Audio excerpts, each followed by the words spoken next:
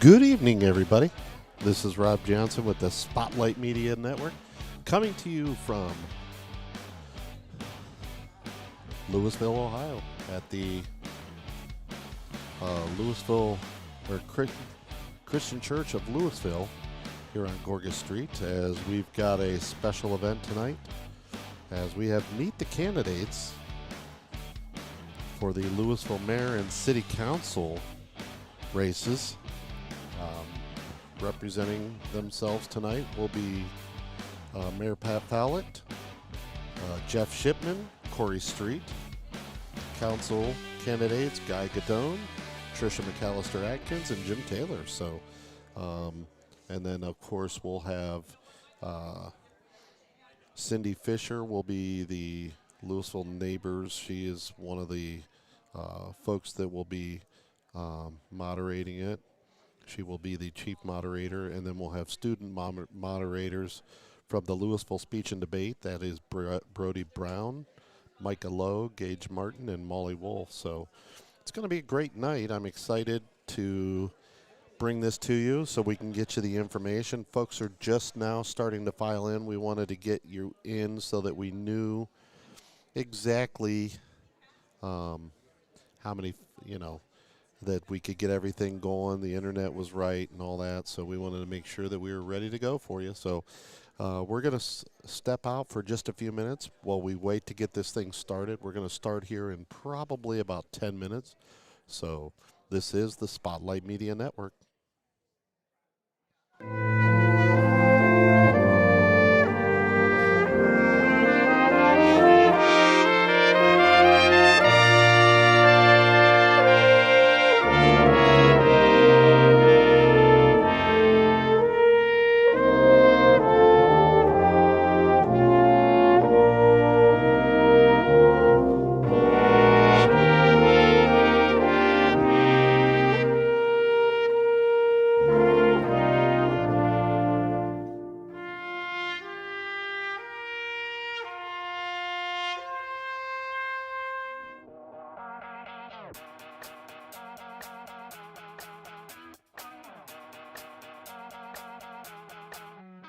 Hello everyone, I'm Tegan Evans. As many of you know, when the Louisville Herald moved on into retirement, the city of Louisville, Nimishillen Township, and all of its community members were left with a void. The community lost its ability to hear about local events, news, information, sports, and community projects. We lost the ability to come together for Louisville's betterment. Well, we have a solution for you, Spotlight Media Network. Spotlight Media Network is a place anyone can go, whether it be social media, YouTube, or our website, that will display information in different formats to show the best Louisville has to offer. One last thing, if you have something newsworthy or something you would like the community of Louisville to hear about, send us an email at spotlightlouisville1@gmail.com. So if you want to see what is happening in Louisville or the best Louisville has to offer, check out Spotlight Media Network, where we know Louisville is number one.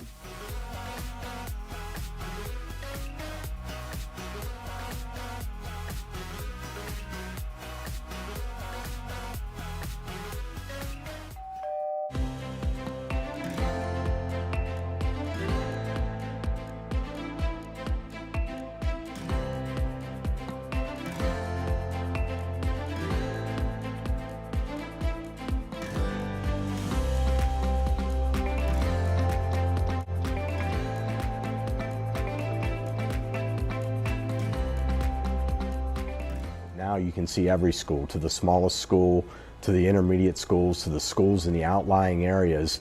It gives you coverage that you could just never get to before. It's something that's great to experience, and it's opened up a whole new wave of sports viewership. The possibilities are endless here at YSN. Push the envelope every day. Try something new. If it works, great. If it doesn't, well, let's try another angle, and we just keep moving forward. My name is Mike Ackelson, and my sports network is your sports network. Hello. Did you know that when you invest in your smile, you're investing back into your Stark County community? Welcome to Thomas Dental.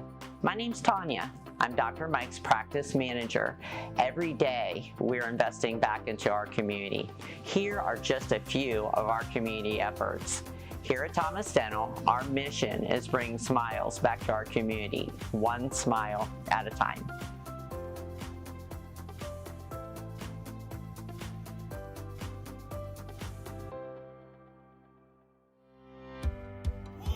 what made me choose Stark State? I heard it was a great place to start. They have the lowest tuition around, and their programs easily transfer to other colleges. After high school, I did some soul searching. I wanted to major in something that would allow me to help people. I was impressed with all the options. Stark State has more than 230 associate degrees and certificates that get you ready for the next stage in life. I've studied in areas like political science and sociology with great professors who have a lot of real-world experience. Test. I'm earning an associate degree that transfers to Ohio State, and I want to make an impact working in international law someday. So when people ask me about my goals, here's what I tell them. I will be a leader and I will make a difference, and I've already been smart about getting my start at Stark State College.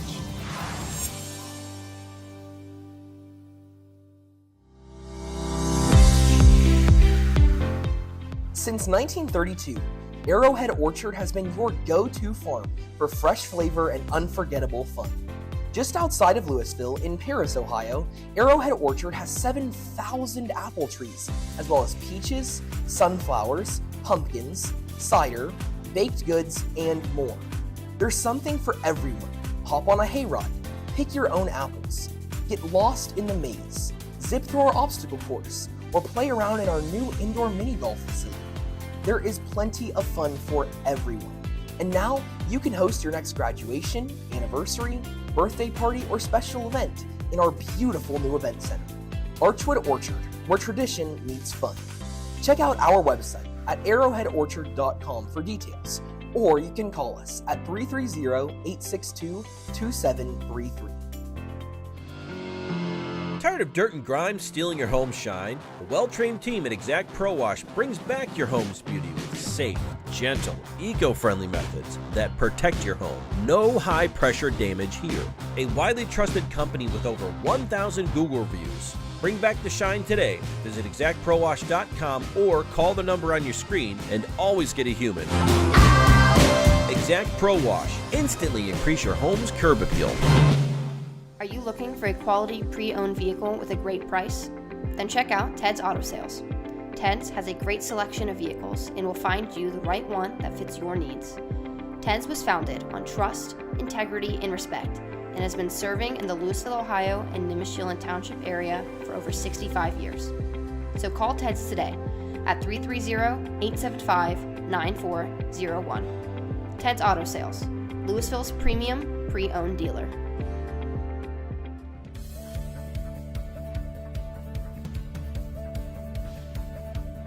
Enviroscapes was originally started as a way for me as a teenager to make some extra spending money. Fast forward 30-some plus years, we have 6 locations and growing, 220-some associates and growing. When the business started, it was about Todd, and today it's about the team. Our services that we provide here at Enviroscapes are mowing, enhancements, we do a lot of utility work, pavers, we do that with design, walls, and then obviously mowing, flower beds, weed and spray, veg control. Our snow team at Enviroscapes is made up of a lot of industry veterans that have been around for years and years. We have a lot of clients that are hospitals, schools, nursing homes. Choosing a company like Enviroscapes helps them be able to focus on their own business. Culture here is very good. It's a very family-friendly type place to work. Guys want to work for a place that's fun to come to work at. We work hard. We try to get our stuff done in a timely fashion and try to have as much fun doing that as we can. Although as a company we have a culture, every other branch has their own culture within there. And it's been really interesting to kind of see how everyone gets to work together. Everyone kind of has their own take on things, and it's really refreshing. Our team gets to use the most modern and most productive fleet of equipment. So not only do we invest in our team, but we invest in our fleet. We're trying to create an environment where we can achieve more than we believe possible. Never really thought of being a manager or making this a real career. But over the years of just working in the field, I really did harness this and make it a career of my own. I just enjoy the people I work with. I enjoy what I do. It doesn't get much better than working outside on a 75-degree day versus sitting inside. Our vision is striving daily to become the #1 landscape company in the world, and really that was born because of the competitive environment of our team members. We have people here that like to win, and because to attract the best clients and the best team members, We have to have lofty, visions and goals, and that's why we want to be the #1 landscape company in the world. So something I find exciting about this line of work is every day is different. It's always a challenge to make sure everything is organized, make sure everything happens in a timely fashion for the customers. You only have one shot to make it happen the correct way. That's what's exciting about it.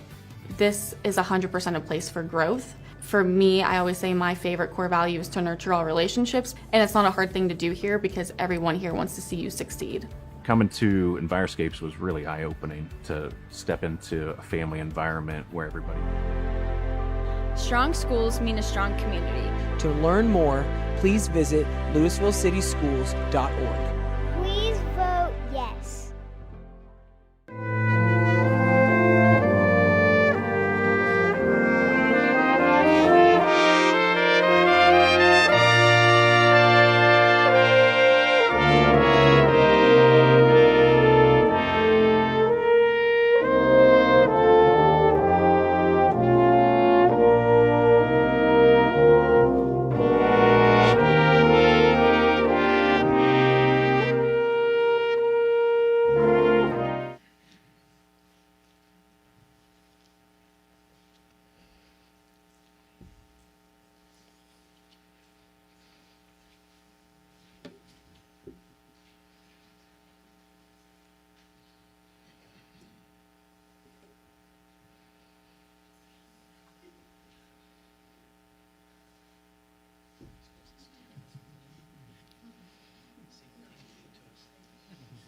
Staring contest.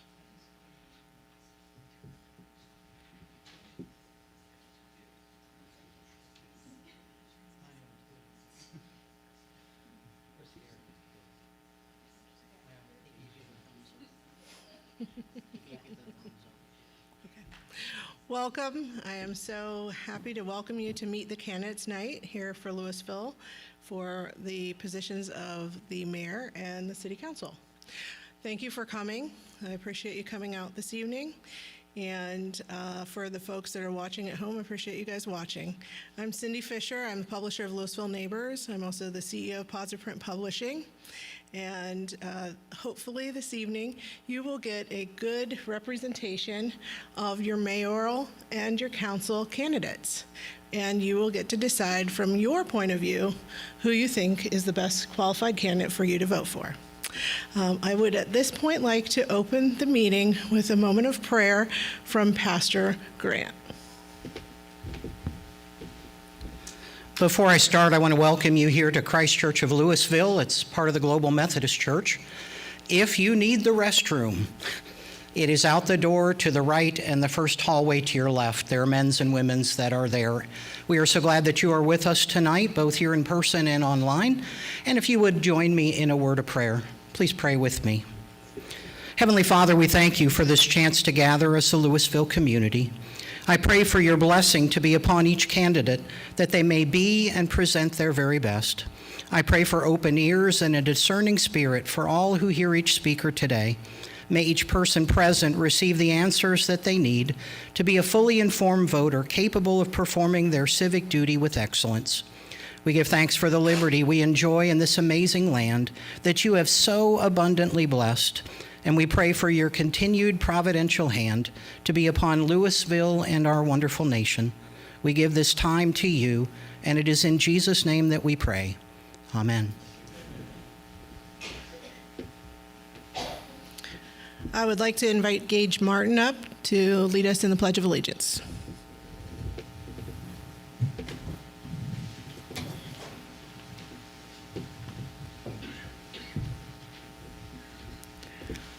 I pledge allegiance to the flag of the United States of America and to the republic for which it stands, one nation, under God, indivisible, with liberty and justice for all. Thank you.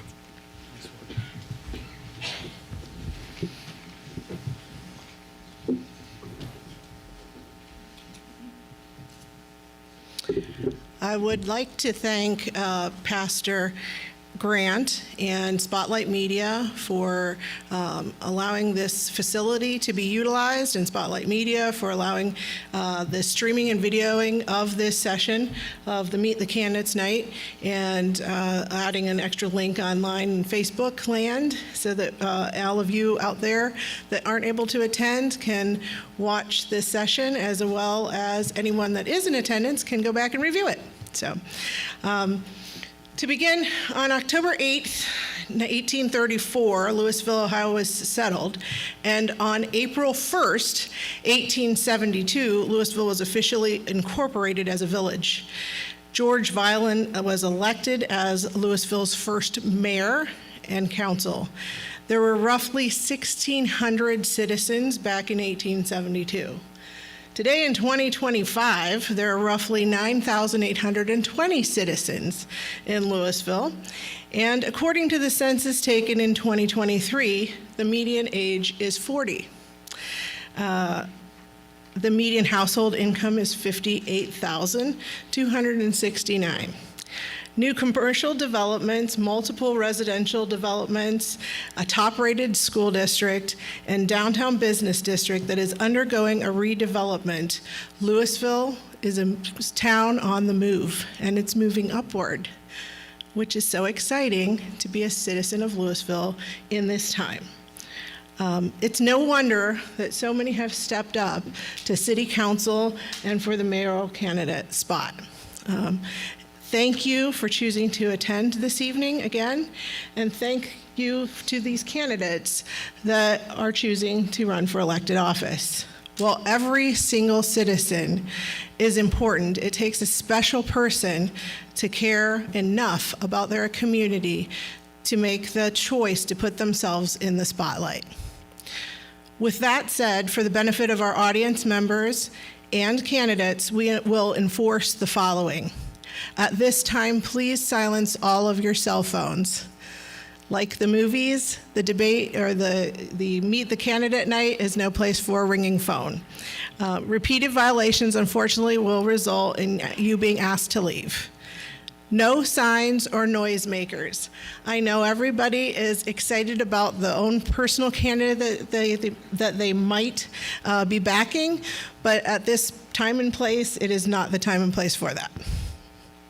The audience is asked to remain silent during each candidate's response until they completely finish their response period, at which time, if you would like to clap, you're fine to do so. A special thank you again to Spotlight Media for videotaping this and streaming this online so that our audience that may or may not have been able to attend will get the chance to review this event. With further ado, this evening will proceed with each candidate given 5 minutes to introduce themselves and ask what makes them the best candidate for each position. After those 5 minutes, each candidate will be given a 2-minute interval to answer the questions as they are being given.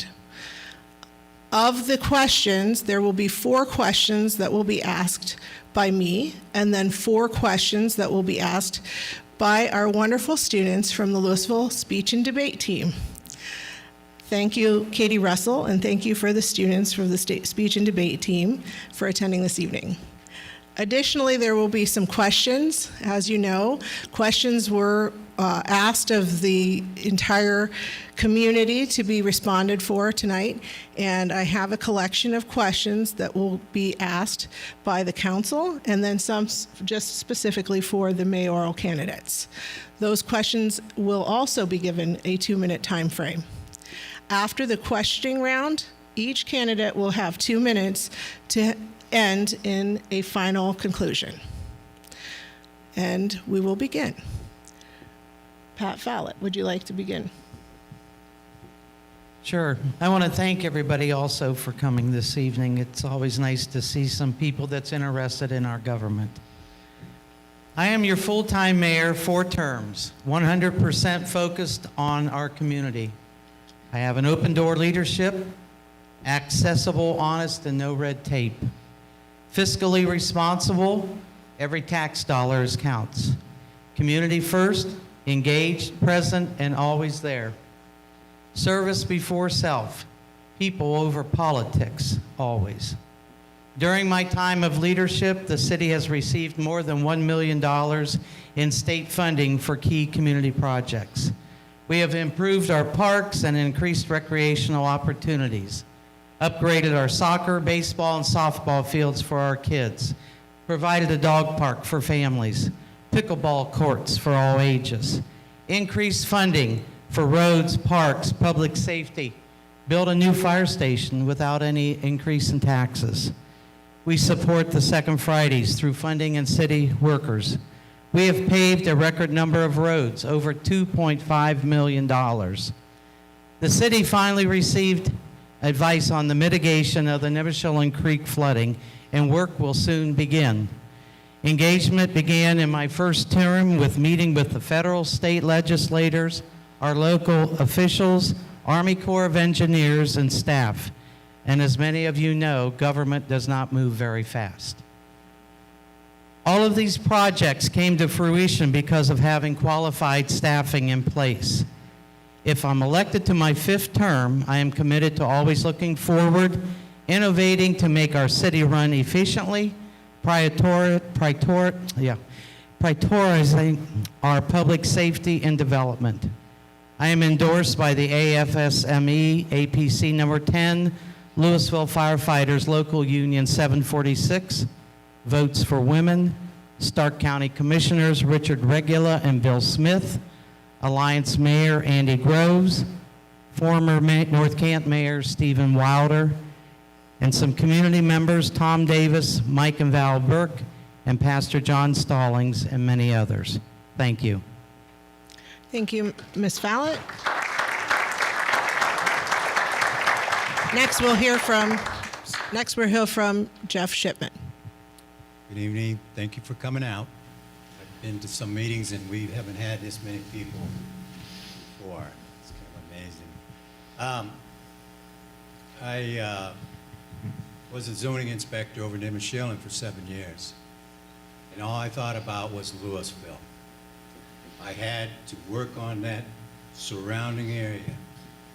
I had to clean it up because that was the doorway. That's what I called you. The doorway to Louisville was Nimishillen Township. I worked on that place so hard to get things where people would come to the Nimishillen and they'd say, you know what, let's just go on in there and talk and see Louisville, all right? I tore buildings down up in Harrisburg. That was me. And I brought businesses into the township, and that also was for you. Dunkin' Donuts. I hope everybody liked that. Hoagies, good friend of mine. I worked with these. I am more of a business type individual. I like working with new businesses. I was down at one downtown earlier this week, giving advice. I'm not going to sit around as a mayor. I'm going to be that guy that's going to keep moving, learning new things, and bringing that to this. So when I make a vote, my vote's going to be confident to myself and also to the town, the city of Louisville, that this man has made a good decision because of my experience and my education. Because anytime I needed education, I went back to college, all right? I got a master's in business organization, and I also have a master's in education where I taught out at Marlington. I built that oil and gas program. I wanted to bring it to Louisville, but it didn't happen. Things got in the way. But I devised that whole program, built it for the state. They came in, they wanted to do it other places, okay?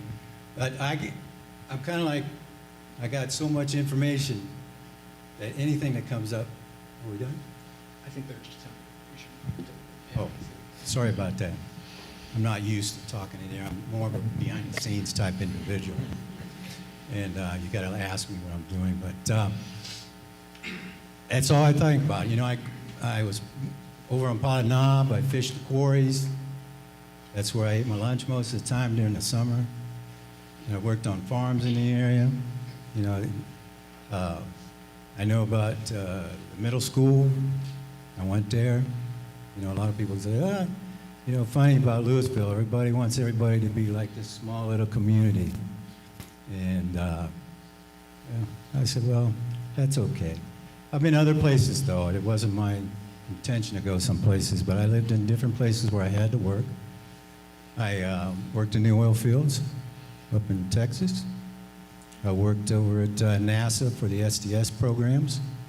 So anything you go down to Smithsonian, you'll see stuff that I worked on. I worked in for roads, put in new water lines. We built new allotments for houses. I put in big water systems for cities down in Texas, 16 million gallon on the one. And I tied everything in. I know about this stuff. I've worked in a lot of cement work. In the ski resorts, I put foundations in. I built bridges. I have a lot of information. And when I make a decision on a boat, be confident that more than likely I've been through that already. And I've seen some things that were on the agenda. I made mention of it.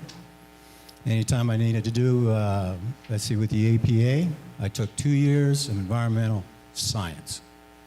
I had to, you know, when I got into business, I had to do accounting. I went 2 years for accounting. I'm a bookkeeper.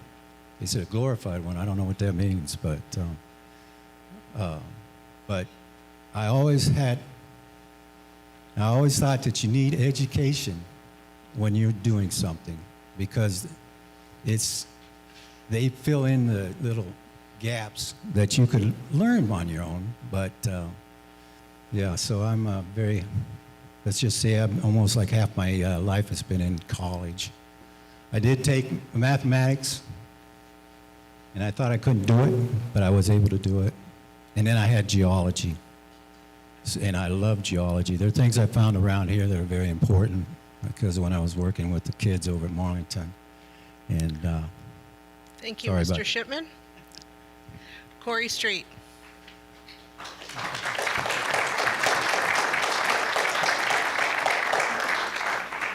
Hello, everyone. Thank you for coming out tonight. My name is Corey Street, and I'm running to serve as your next mayor council member in the city of Louisville. My parents, Ted and Jan Street, right over there, raised my sister and I on California Avenue behind St. Thomas.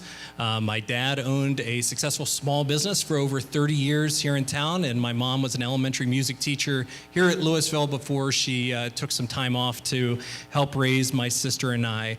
I was lucky enough to attend Louisville City Schools for my entire academic career. And in school, I was president of my class, an all-Ohio athlete on the football field, captain of the basketball team, and also sang in Varsity Singers. After high school, I went to Slippery Rock University. In 3 years, I graduated summa cum laude with an elementary education degree and a minor in history. And I was hired in to teach history and government at Louisville High School before being transferred over to teach kindergarten at North Nimishillen Elementary, which I did for 5 years. After completing a master's degree in educational leadership, I was hired as an elementary principal in the Tusky Valley School District. For the past 2 years, I have served as the principal of the largest elementary school in Tuscarawas County with over 700 students and 85 staff in my building. Most importantly, I am married to my wife, Monica, who is somewhere right in the back with our 11-month-old Scarlett, and we also have a 3-year-old Caroline and 5-year-old Isla. And we love raising our girls in Louisville just as our parents raised us. I'm finishing up my second term on Louisville City Council, where I've earned the respect of my peers and served as vice mayor since 2022. Over the past 8 years, I've been proud to work as a team with council to more than quadruple the road paving budget, facilitate the acquisition of land and construction for a new fire station, establish a parks commission, and expand police and fire coverage to keep every neighborhood safe. For me, every decision is about making Louisville an even greater place to live, work, and do business for current and future generations. When I decided to run for mayor, I wanted to put issues into the public sphere and keep things from how they often get locally, where it's just a popularity contest of whose name you know or who your neighbor is. I've seen some posts online that seem to intentionally misrepresent what I've said. I'm a former government teacher, a two-term council member. I've been endorsed by the majority of current city council members, as well as those who have served over the last 16 years. I know how our system works and understand that it will take working together with council and having a team mindset to turn any issue into legislation. The first thing I wanted to run on is offering tax relief to our citizens in a responsible manner. For the past 18 years, our earned income tax credit has sat at 60%. Per our city manager and finance director, raising that by 5%, which would mean you would get an additional 5% to write off on your city tax, would cost between $108,000 and $120,000. For the past 5 fiscal years, we have averaged a surplus of $535,000 per year in non-enterprise funds, and we currently sit $1.8 million above our 25% reserve. The money is there. The only question is if the political willpower is as well. The cost of the tax cut would come exclusively out of surplus or excess revenue, not by cutting safety services. Reducing the amount that people are double taxed in our community who work outside the city would be a priority for my administration. Next, term limits is an idea that has been popular with the public, but not politicians since the founding of our country. I want to serve as mayor for a period of time, bring new ideas, energy, and a way of thinking, then pass the torch off to someone else. Public service should be about working collaboratively with others, offering new perspectives, and advocating on behalf of taxpayers, not holding on to power for decades. Term limits will prevent complacency and keep local leaders focused on results, not re-election. As mayor, I will approach these issues by calling for a work session, listening to city staff, working together to forge consensus, and then drawing things up so that we can discuss, take it to our law director, and then vote and advance the legislation as possible. This is not something a mayor can do by themselves. I've been endorsed by the majority of the current and former city council members who have served over the past 16 years and seen things from the inside, as well as Stark County Commissioner Alan Harold, the Stark-Trumbull Realtors Association, which interviewed all candidates, the International Brotherhood Electrical Workers, number 540, Plumbers and Pipe Fitters, number 4, and the East Central Ohio Building Trades Council, which represents the largest 20 skilled labor groups in our region. Thank you. Thank you, Mr. Strait.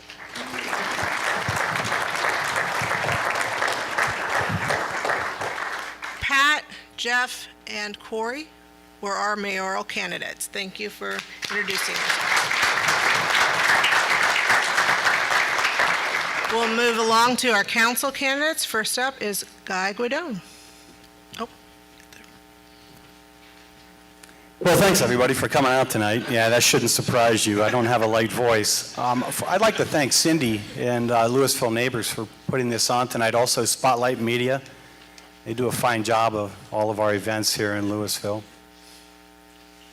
My name is Guy Guidone, and I want to thank the citizens of Louisville for the support and trust as a two-term member of Louisville City Council from 2008 through 2015. I ask for that support again on November 4th.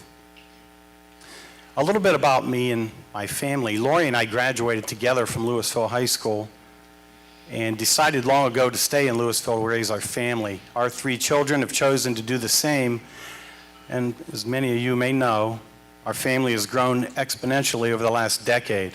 Our 13 grandchildren are the light of our life, and we feel fortunate to have all of them right here with us in the city of Louisville. I didn't attend college directly out of high school. That's a long story. Maybe we can speak privately about that. But I was hired at my current employer, American Electric Power, in 1989. While I read meters during the day, I digitally pursued my electrical engineering degree in the evenings at Stark State College. I successfully graduated and promptly enrolled at Malone University, where I completed the bachelor's degree in business management. After a few years of commuting from Louisville to New Philadelphia, working in distribution design, I accepted a management position back in Canton for American Electric Power, and I remain in that department today. For many years, my area of responsibility consisted of a 24-hour-a-day operation with 2 departments with over 20 employees, with shift supervisors reporting directly to me. It's been very challenging but fulfilling work. So in 2004, I started attending Louisville City Council meetings simply out of community interest. One evening prior to the start of the meeting, Mayor Kirshner approached me, and as she had noticed that I rarely missed a city council meeting, and she told me that she appreciated my interest in city council meetings. So she asked me if I would be interested in serving on an ad hoc committee that council was considering, and I thanked her and told her that I was interested. A few weeks later, I was appointed to the Blue Ribbon Committee to study the city's finances, and I learned so much from the members of that committee. And I feel that I contributed to the final report, which was ultimately presented to City Council by our committee chairman. A significant portion of that content contained within that final report remains pertinent and beneficial in the present day. The following year, I decided to run for City Council, where I ultimately lost to Councilman David Thorley by a thin margin.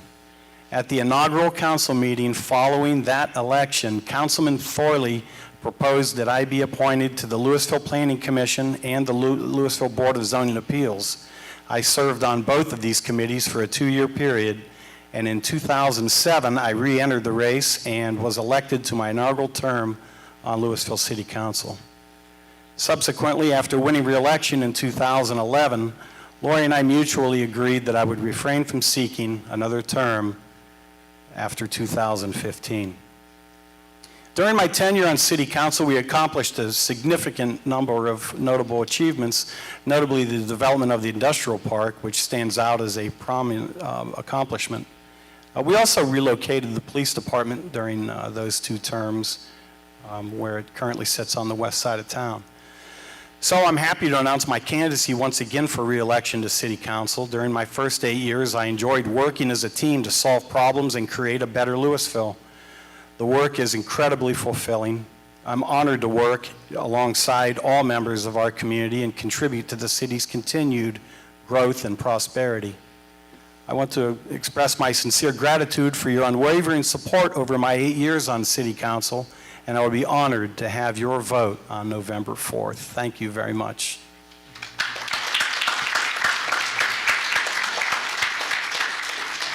Thank you, Guy.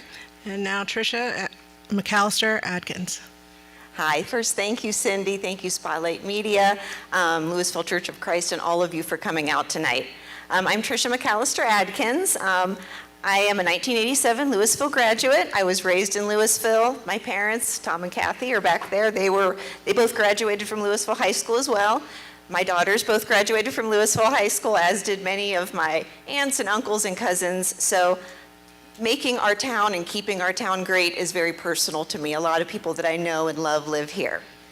After graduating high school, I attended and graduated from Xavier University and the Cincinnati College of Mortuary Science, and began my career in Barberton, where I met my husband of 32 years, Glenn Adkins. Because he was a firefighter, we had to live in Summit County for residency reasons, but once those were changed, we moved back to Louisville, because whether I lived here or not, Louisville is where I call home. As I said, many of my family members lived here, and I'm proud to say that the McAllister and Rebbio families have been involved in the growth and development of our town for generations. And that's one of the reasons I'm running for council. It's to continue that legacy.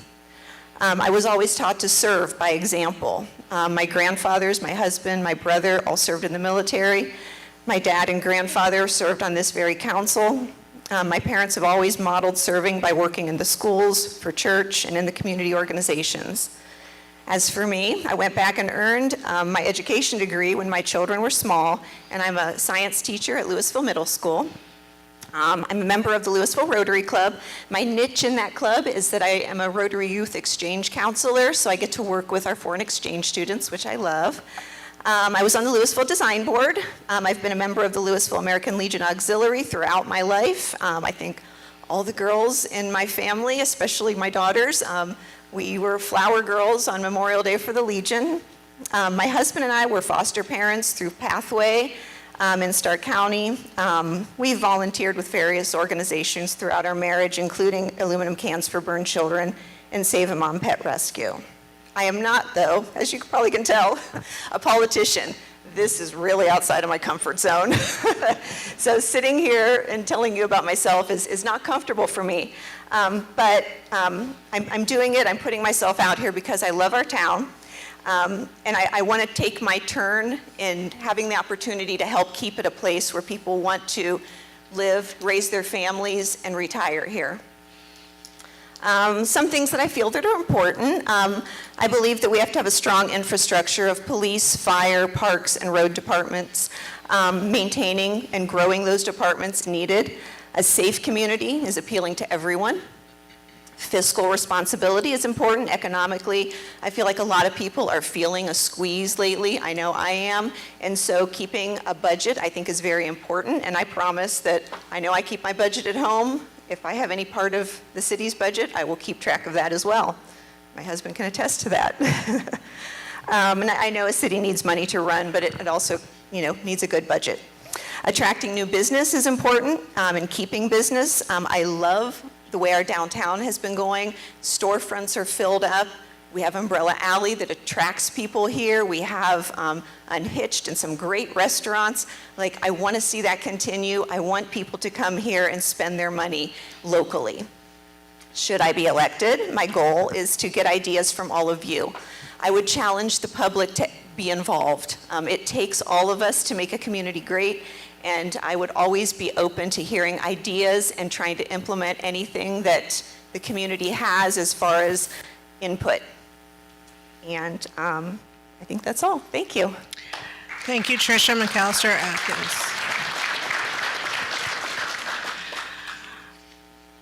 Jim Taylor. Hi, excuse me. My name's Jim Taylor. I've lived my entire life in or around the Louisville area. My experience, I've spent the last 4 years, finishing up the 4th year on city council. Been a big part of the new fire station, improvements to the park, improvements to the roads, things we all like.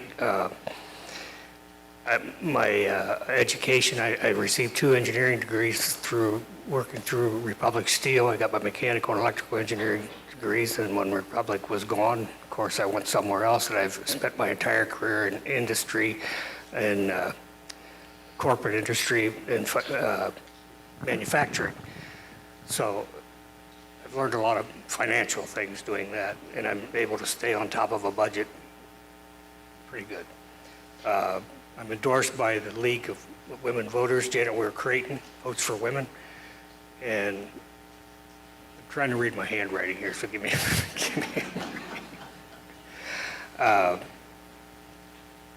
I feel that we've moved mountains over the last 4 years. Like I say, I've been in and around Louisville all my life, and I think these past 4 years are 4 of the greatest years I've seen as far as things that have been accomplished with the new fire station, the new library. It's not a library, I shouldn't call it a library, it's a learning center. It's amazing.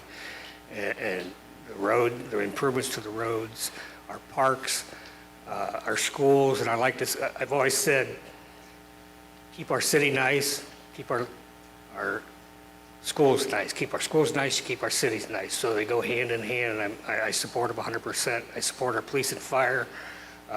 There's no bigger anti-taxer than me, don't get me wrong. But we need to keep heading in the direction we're heading, which is a very good, very economical direction. I'd also like to thank everybody for being here, and I wish we could do this the first and third Monday of every month, at the council meetings. This is a great turnout. I'm glad to see people who are really involved and want to know what's going on. That's really all I have to say right now. Thank you. Thanks, everybody. Thank you, Mr. Taylor. Guy, Tricia, and Jim, these are your council candidates.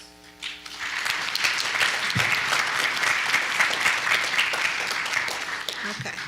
We are now going to move into the session where we have the question and answer session.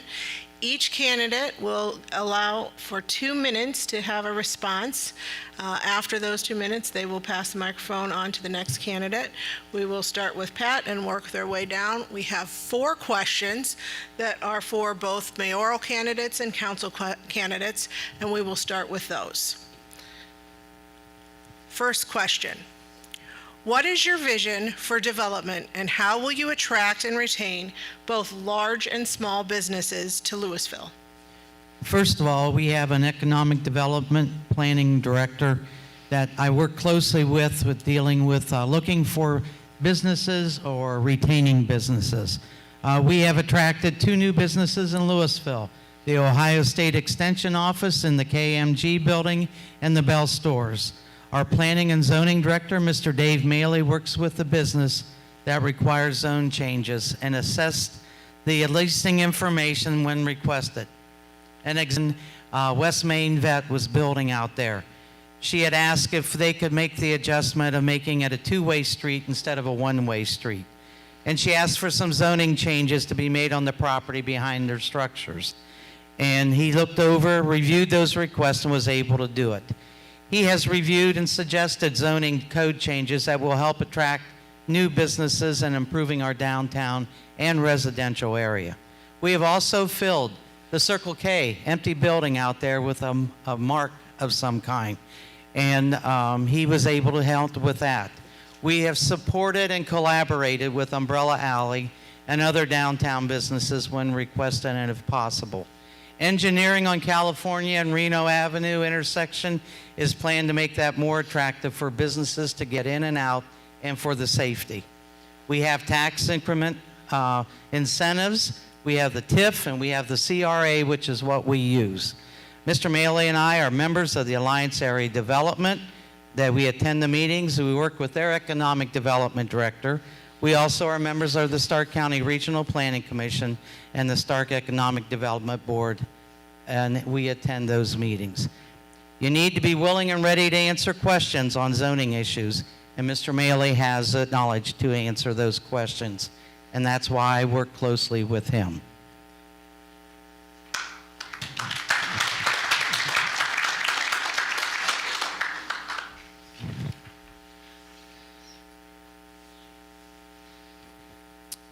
I'm a business guy. I've had businesses, I've run businesses, and I've helped businesses survive. I'm an efficiency expert when it comes to making sure companies survive. I will find stuff for them. I'll go out of my way, find things like their assets and write them down. I know code, 7 years code for businesses. When I did Dunkin' Donuts, that was 6 months. I worked on that paperwork. Bogies came in, worked with them.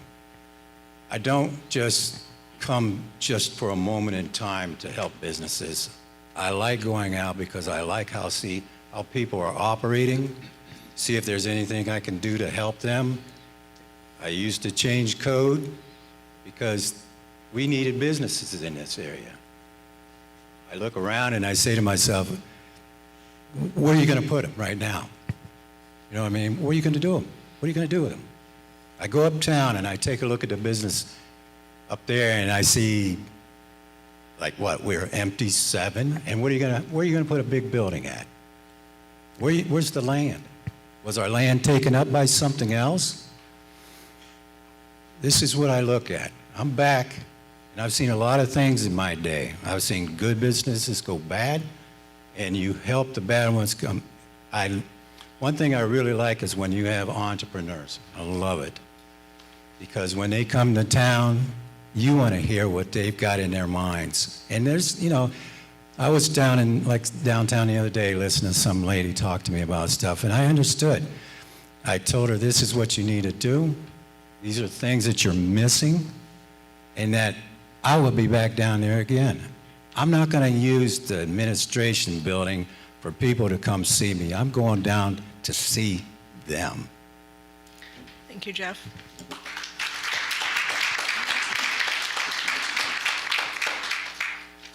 I think I think this is a good opportunity just to highlight briefly that people may not know in the audience or watching at home that Louisville does not have a full-time mayor. We have a full-time city manager that is paid similar to a superintendent that runs the city on a day-to-day basis. The mayor's job is, per the charter, to chair the council meetings, have one vote, and be one amongst the 5 council members. So in that context, several years ago, council members Aljancic, Slackford, and I attended a seminar put on by the Ohio Municipal League. One of the sessions was on economic development. The main point was that the vast majority of economic development comes from expanding the businesses that you already have. I would love to have a major business that would just want to buy a bunch of land in our industrial park and bring hundreds of good paying jobs to the business or to the city. I would not say no to that. But what's more realistic and much more likely is that we have businesses such as able to expand operations here, and that city council sets the policies so that our city administration can carry those out. And the great part about that is what people see is the downstream effects of those medium to large businesses expanding and doing well. Beyond an expanded tax base, you see Virgil's Coffee House. You see that in a few years what the old post office will look like that the rich family bought. That is all possible because of the success of Mid-Lake Products in working with city administrators past and present to make sure that Louisville is a great place to live, that people want to come to work at, and that they're able to do business in a friendly environment. Thank you. Thank you, Corey.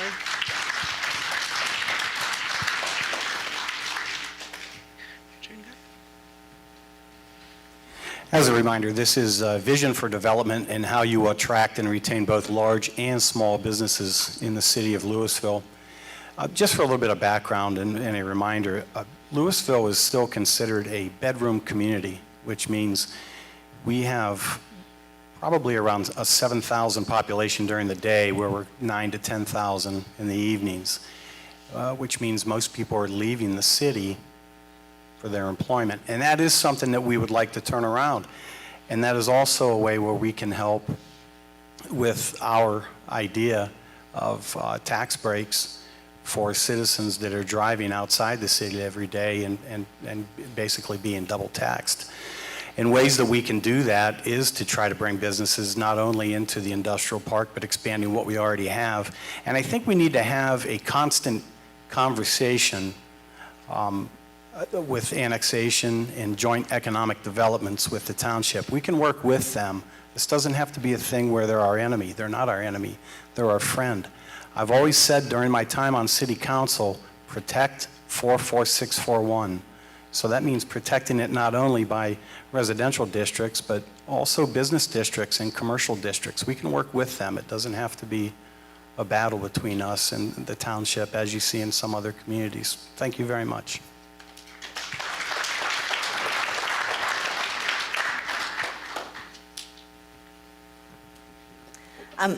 I personally kind of am focusing on small businesses. As I said, I love that our downtown is doing so well. So many shops, so many restaurants. And I love that we have Second Friday and our artisan markets. If you've ever been down, you can see so many people going into the shops. It really is a good way for people to get downtown and see everything. And I'd like to see more of that. Our historical society also does activities that draw people downtown. And we need more of that, more things to draw people in. And with that in mind, this is gonna sound kind of small town, but like, we lost a bowling alley and a roller rink. I would like to see more activities in town. There are places to go eat and get coffee and ice cream and get your pictures at Umbrella Alley, but there's not a lot to do. So I would love to see something, and ideas I would welcome, but like miniature golf, an escape room, something where people could go out with their families and have a whole night downtown. And we, at the council meetings, if you've sat in on any, there's been a discussion about adopting a community entertainment district. I think that would be a good way to attract and retain some of those businesses. If you look further into that, it's I think, a really good idea. As far as large business, I honestly would need to get more of a pulse on what kind of businesses want to come here and what community members would like to see here before I could really make a judgment on that. Thank you. Thank you, Tricia. You know how hard this is to answer the same question that everybody else has answered. They've said everything I was going to say. But I will say, I kind of agree with what Trish said. As far as the small businesses, I like a small town community. What I would like to see, though, is our existing industries, ATI building for one, something move in there. And we have the guy in place that can do that in Dave Maley. I mean, I'm pretty sure he can find an industry. I hope he can find something to move in there. That's where your real tax dollars come from, are in big industries and employing the people that live in the city. So I think that's what we really need to head towards. But as far as what Trish said, I live in a small town community. I like the small town feeling. I like the small businesses. I like going downtown and hitting all the shops. My wife does too. To clarify another thing too, our charter does say that we have a part-time mayor, but we have a full-time mayor. We have Pat 24/7. So I just want to clarify that. That's all I have to say right now.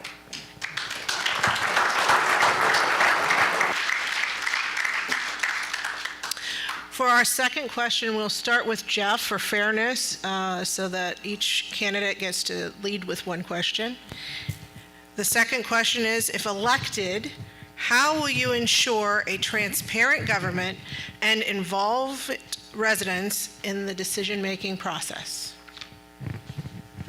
I noticed that when we lost our newspaper, a lot of stuff got dropped off. I would have wished that we had somebody, maybe the town itself would pay for the newspaper. They do that in some other towns. And, well, the building got built, but social media, you can put stuff out on that. A lot of people don't really look at that. They skim it because they're looking for whatever they're looking for. For transparency, I do believe that you need to tell people what is going on. We have the meetings down there on Mondays and stuff. You could come there. Bring yourself to a meeting and listen. Some things in there you might say, hey, I don't really particularly like that. But if you don't come, then you don't know what's going on. So as people in the city, you should look things up. Come down to if I'm in there, come down to me and talk to me. I had a lot of people in the township that they would come. Some would call me for hours and talk. And I had no problem doing that, not at all. I felt like as a mayor, I should know just about everything that's going on. I would like to say I'm not going to sit there because when I get into one of them meetings, you're going to know I made a good vote. I've been there to maybe 3 or 4 meetings and all I heard was yes, yes, yes, yes, yes. And there was a couple of the things in there I would have voted no for. But that was something that you could do. Show up. Come to the meetings. If I go, you can be there. Thank you, Jeff.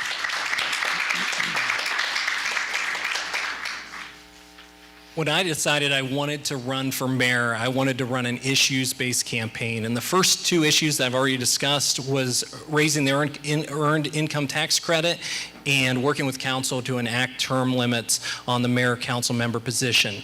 The last T that I have talked to people about is transparency. I believe the city of Louisville has a positive story to tell. We've come a long way since the steel mill closed 20 years ago and sent us into a financial crisis. Thanks to downtown anchors such as Unhitched Brewing Company, Uptown Joe's, Scratch, and Beatty Sports, just to name a few, we have been able to inch back from the dark days when most of our shop windows were vacant. Umbrella Alley is a regional draw that was featured on the Ohio Turnpike rest area this year, and our parks are in the best shape they've ever been since I've been alive.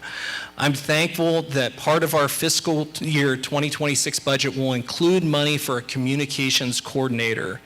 We are far beyond the time when managing a website and social media page should fall to the youngest person in the office. Hiring an outside firm to help tell the city's story, especially in the absence of the Louisville Herald, is a key part of being a 21st century local government. However, I believe we can take this a step further and broadcast all city meetings that are open to the public, whether that's partnering with Spotlight or running our own link on YouTube. I don't think we have anything to hide, and it would only benefit relations with the public to see their government in action. Thank you.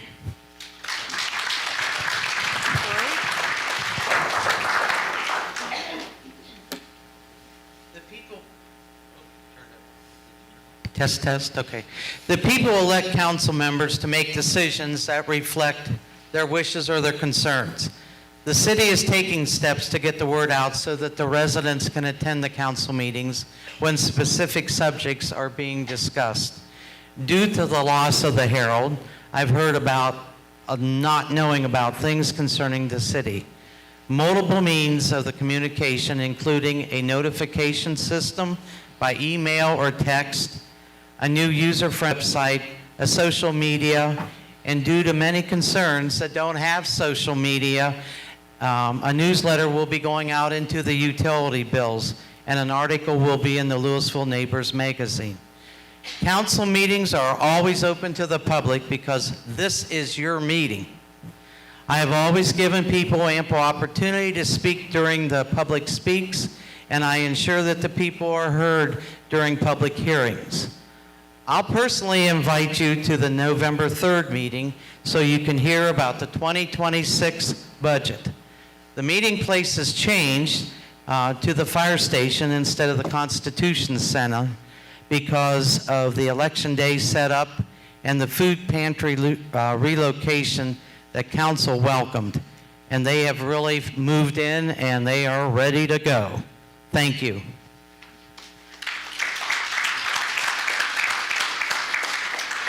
Tricia? Okay, the teacher in me needs to restate the question at this point. Sure. How will you ensure a transparent government and involve residents in the decision-making process? Well, for transparency, we need information. So I got to give props to the Louisville Neighbors magazine. They get information out, but only on a monthly basis. Even when we had the Herald, it was only weekly, and not everybody read that. It takes everybody to want to know information. So we need to find the way, and I think probably a web page is the best, because if you go on social media and try and find what's going on in town, sometimes you find it, sometimes you don't, and that's my opinion. But if we have a website where people can go and see all the activities, all the events, things that are going on in town in one spot, then it's, I think, very transparent that it's there for people to be involved, and that includes the council meetings.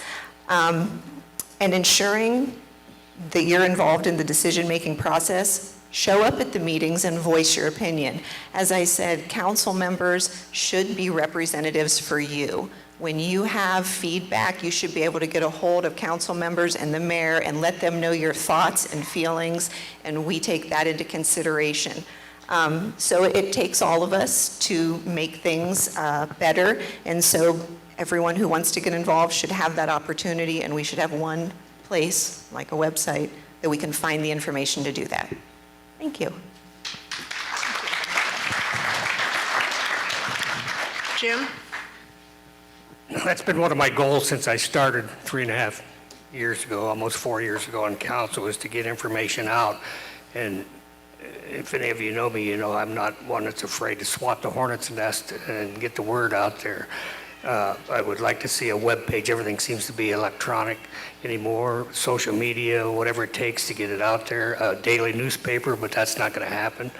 But we need to be more transparent, and I'll be the first one to let you know what happens in those open meetings that are open to the public.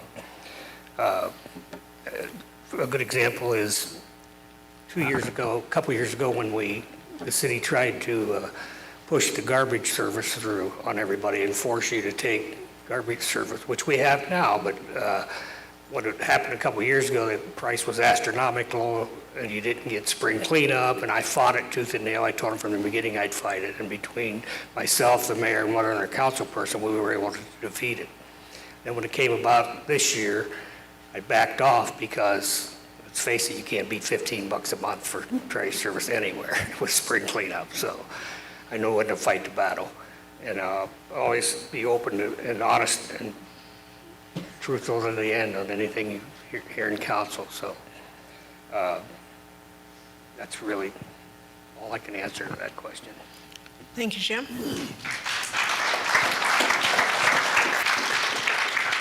Guy? So transparency in government, sorry about that. I'm getting a little too close and a little too loud. My wife gets on me about that all the time. So if I could go back a few years again, I remember a time at Louisville City Council meetings where we had the Louisville Herald, Canton Repository. Dave Schuer is here with us tonight, who still comes to our meetings for a small radio station. We occasionally had the Alliance Review, and we also had WHBC radio station. Shout out to you, Mrs. Maddie. That was a different time and a different place. And I think the idea of the website is a good idea. I had a discussion on this just a couple council meetings ago with the council clerk, and she is very, very excited about some different opportunities to where we could get better transparency in getting the word out to the public of what's going on at these council meetings. And I think another idea could be exactly what we're doing here tonight. Why not stream these meetings on YouTube? I mean, most people have Wi-Fi nowadays, and it's more and more all the time. It's the way of the future. So, thank you. Thank you, Guy.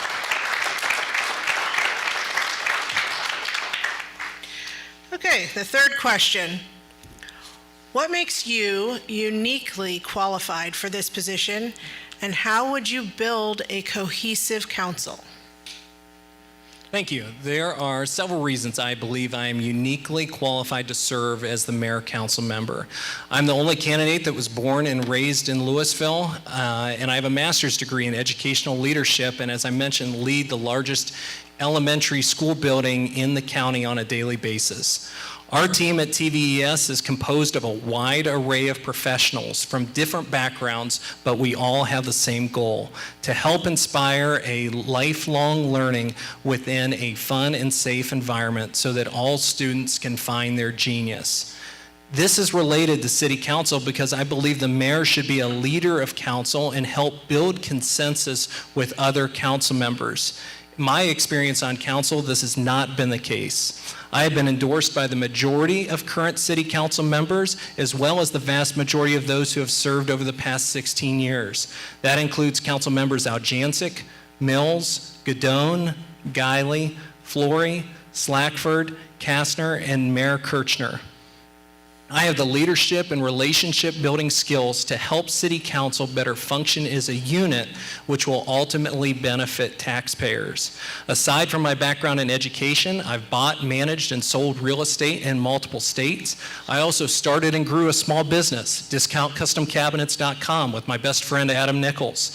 Over our last year, we did $750,000 in sales before selling the business to our lead salesperson. On a personal note, my friend and accountant passed away, did not have close family, was not married. He left me in charge of his estate and his trust. And so I've spent the last 11 months working with Jason Pugh at Bixler Moore, and he's been a great partner.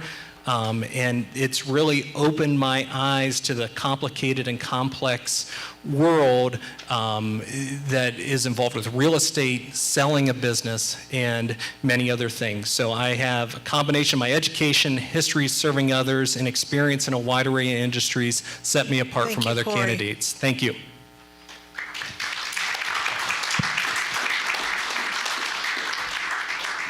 Council members are the voices of the residents. I've had 4 successful terms as mayor.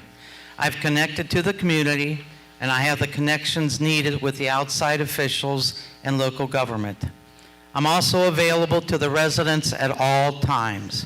I have a very good working relationship with the city manager and staff, and good communication with all departments by visiting all city buildings, as they are the ones that do the administrative side.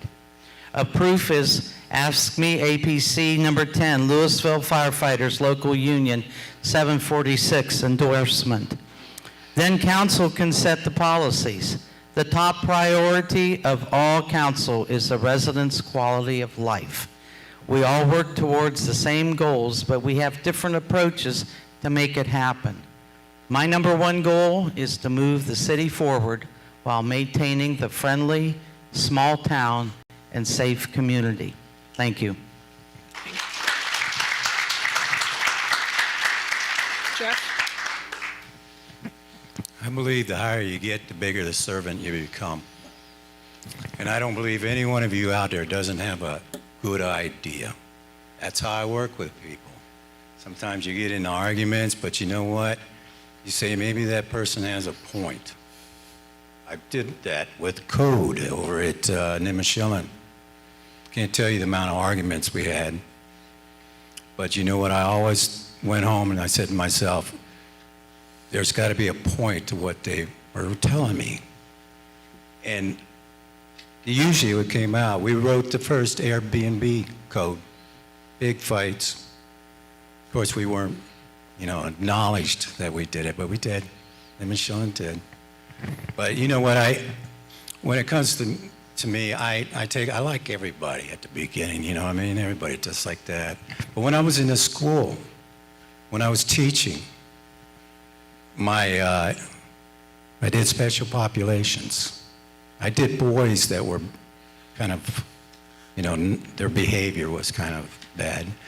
But my main thing that I liked doing was working with the special needs. Loved it.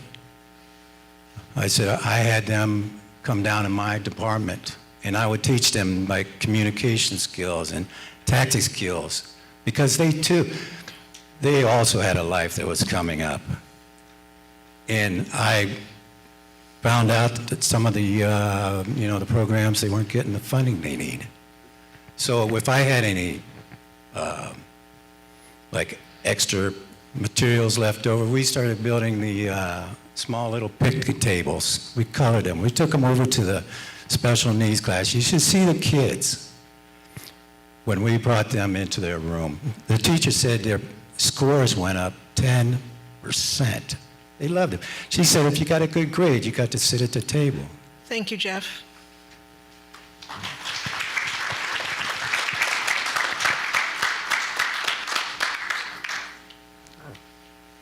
Jim? Well, before getting back to what the question was, what specific community involvement have you had in the last, I'm sorry, wrong question. If elected. What makes you uniquely qualified for this position, and how would you unify a cohesive council? Well, again, my 4 years experience on council, I feel qualifies me to run for re-election. My resume as far as my personal job, managing companies, different corporations, my planning, my open communication, and my honesty when it comes to letting you know what's going on and what's out there. Thank you. Thank you.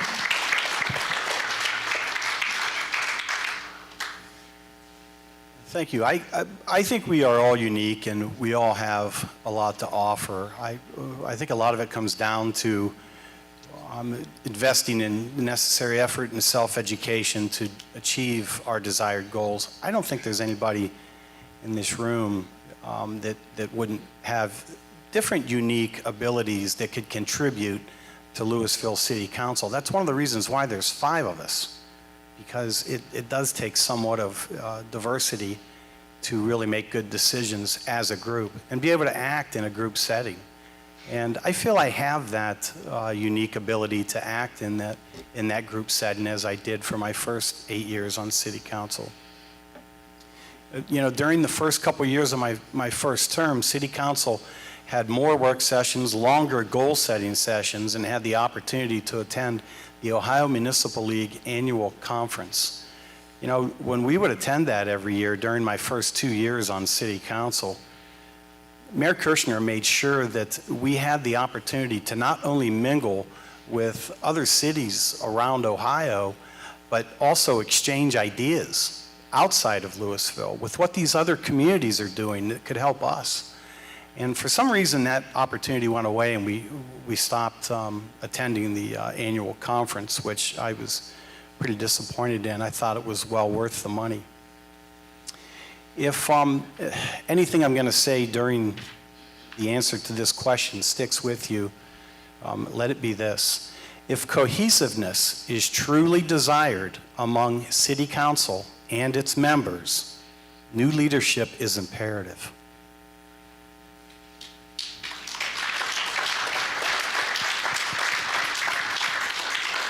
Tricia? Okay. Cohesion is an important part of all levels of government and in life. As a teacher, I work with many different personalities and ideas throughout any given day, and I find ways to make lessons and activities that work for everyone. I know that this is a nonpartisan council, but I think I may be the only one here without a party affiliation, so I truly am an independent, and I look at all sides of an issue before I make a decision. I'm honest, sometimes to a fault, and I promise to look into any issue with an open mind and work with my fellow council people and city workers to make the decisions possible. Thank you. Thank you, Tricia. We'll now move on to question number 4. What specific community involvement have you had in the last 5 years?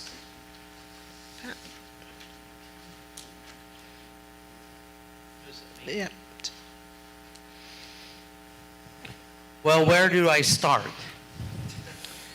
I'm a member and music director of Paradise United Church of Christ, member of the Constitution Day Committee that brings you the activities for the week of Constitution Week so we know we keep our unique things happening.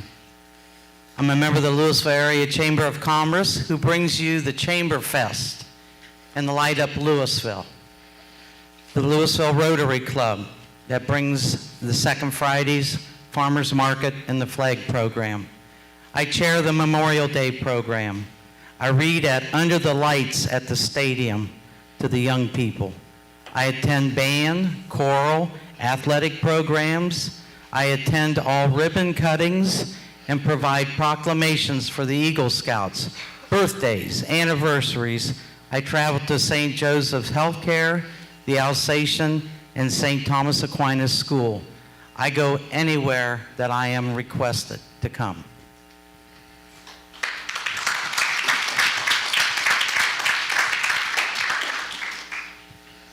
I never had to come for your vote, so there was a lot of stuff I did was just on my own.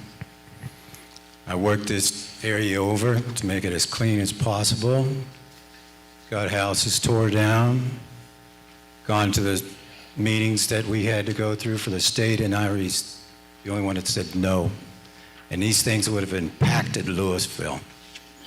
But I thought about you when I was at those meetings, that Louisville is, pretty much, it's in my blood. I drank from the springs around here, I ate the fish around here, and every time I go somewhere, if I feel like, the state is coming, and so is the county. They have a thing for you, 2024 or 2040 plan. And I can't tell you how many times I say, I don't like that. That was me. I brought in some businesses for it in the area. You got Dunkin' Donuts. I got a lot of calls about that. Nurses said, hey, we could see that sign. It makes it where I feel like I'm going to make it home. And I had to laugh about that. But I did think about you guys with that. And Pogies, the businesses around the area, and I will bring that into Louisville. I'm that guy. And if I become mayor, give me a little more to do. And, but pretty much I am Thank you, Jeff.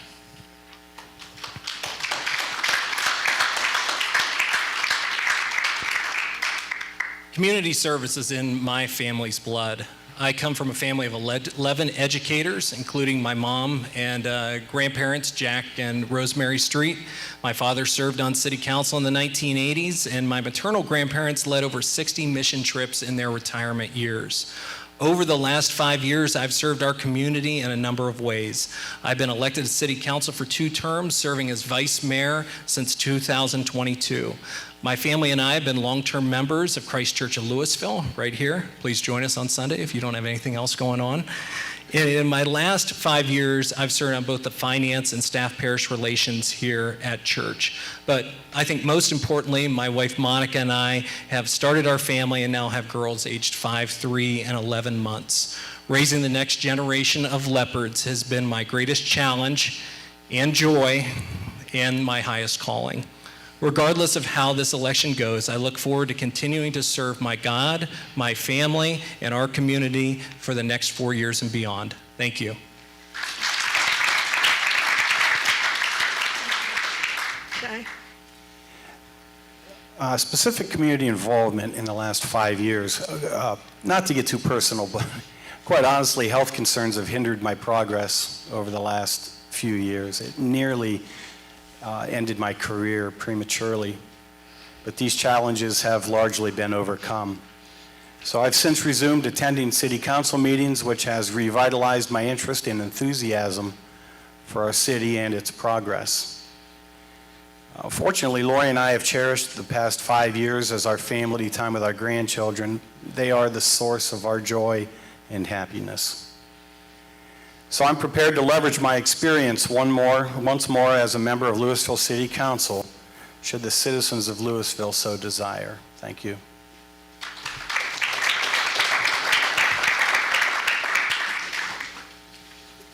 Okay, so I think I answered some of this in my intro, but let's go on. Besides being a teacher and interacting with parents, just as a teacher and as a parent, I have kids of my own in this community. I also am the youth exchange counselor for Louisville Rotary, as I mentioned. And my husband and I jumped into this role after hosting a young lady from Spain for a year while she attended Louisville High School. We also did some short-term hosting, and we just absolutely loved showing kids our community, our customs. It's really cool to see through new eyes the way we live. Inspired by this, I assisted my youngest daughter in creating the Rotary Ambassador Club at Louisville High School.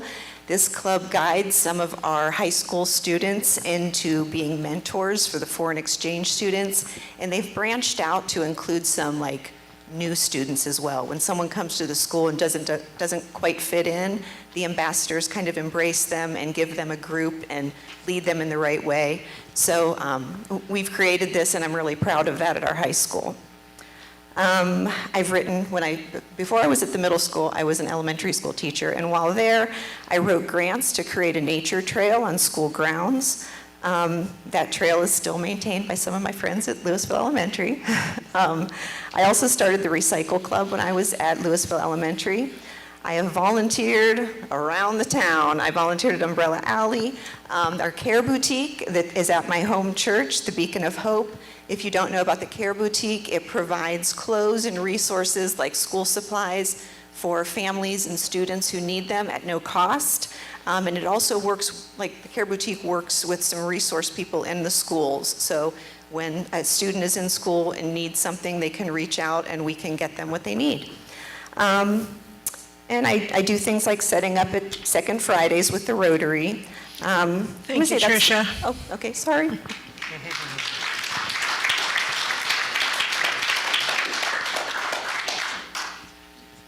Well, of course, being on city council is part of that, but I've attended all ribbon cutting ceremonies and made it a point to attend all ribbon cutting ceremonies.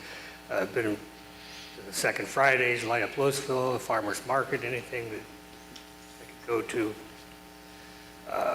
But one of the things I'm most proud of is there's an apartment complex on North Nickel Plate that had some issues with their heating and cooling. I was able to provide some guidance there and try to get involved in that as much as I could. And then they had another issue recently with somebody that lived there that I did a lot to help that person. And I'm sorry. I hope you didn't miss all that because it's good stuff. But I'm proud of helping that individual that was in that apartment complex, and that's a big part of community. I made a lot of friends there, I hope. Thank you. Thank you.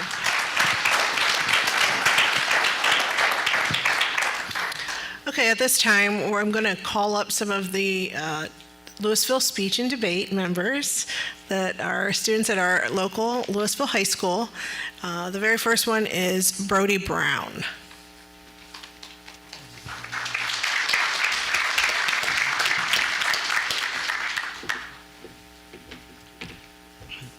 Hi, I'm Brody, and I'm going to read off a community-submitted question from Joe Schindel, where he asks, what is your highest level of education and your major?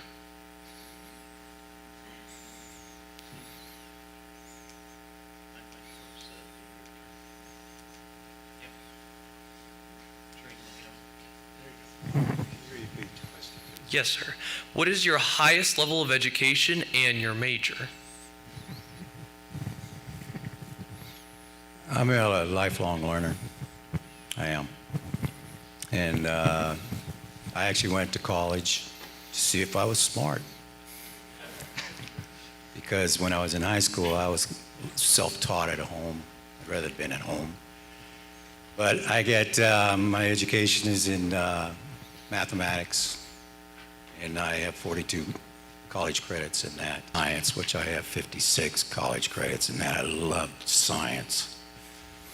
I had my environmental, and you just don't get like environmental, you think, oh, it's just environmental. No, they give you other classes that you have to take, and you become more of a broad learning.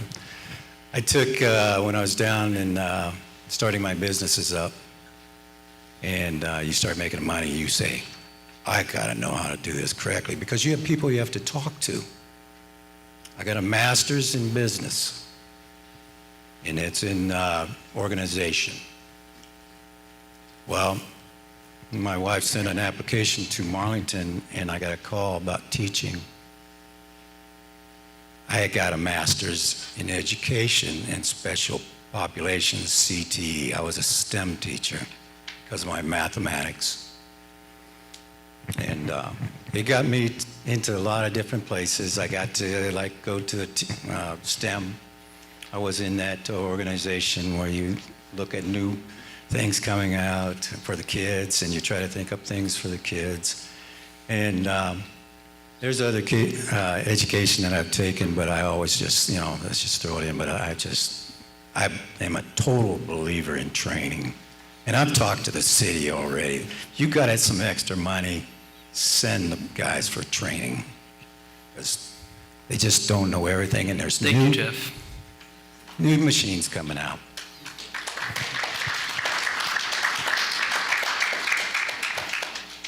Graduated with honors from Louisville High School, graduated summa cum laude from Slippery Rock University with a major in elementary education, a minor in history, and graduated summa cum laude from the American College of Education with a master's degree in educational leadership.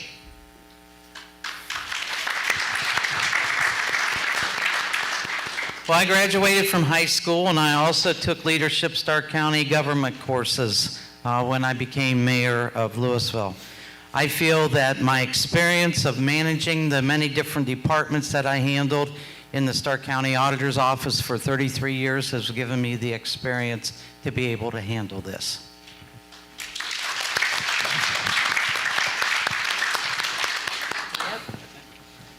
I have my associate in science from Xavier University, my Bachelor of Applied Science from the Cincinnati College of Mortuary Science, a Bachelor of Education from the University of Akron with a focus in middle education, science, social studies, and reading. And I'm a lifelong learner. Any teacher is. To renew our license, we need to get 6 graduate credits every time we renew, so I am always taking classes. We're always learning, so I'm not even sure how many graduate credits I have. So that sums it up.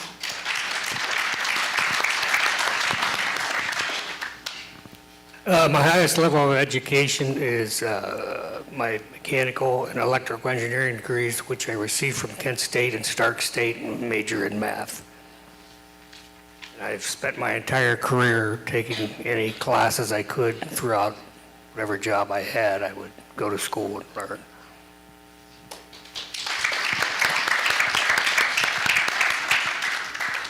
And so I possess a associate degree in electrical engineering from Stark State College, a bachelor degree in business management from Malone University, and I started a master's degree in organizational leadership at Malone University, where I will forever be a graduate school dropout. Thank you.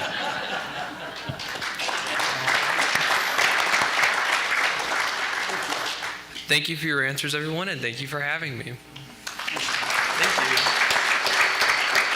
Thank you, Brody. Next, we have Micah Lowe.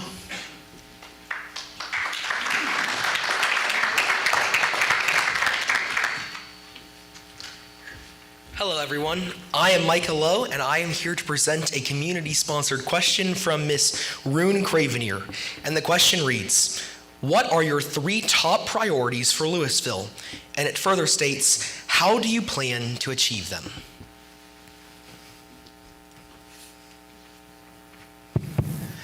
As has been stated several times tonight, I think everyone, we want what's best for the citizens, and we want strong neighborhoods and safe communities. That comes through making sure our safety services can be, our roads are paved, and our streets are well taken care of, as well as we've hired inspectors over the last couple years to help to make sure that if there's neighborhood riffraff or a property needs taken care of, that they can address it. But 3 new issues that I'd like to bring that I've talked about is increasing the earned income tax credit, so that reduces the amount of taxation that people work outside the city, that they are not double taxed.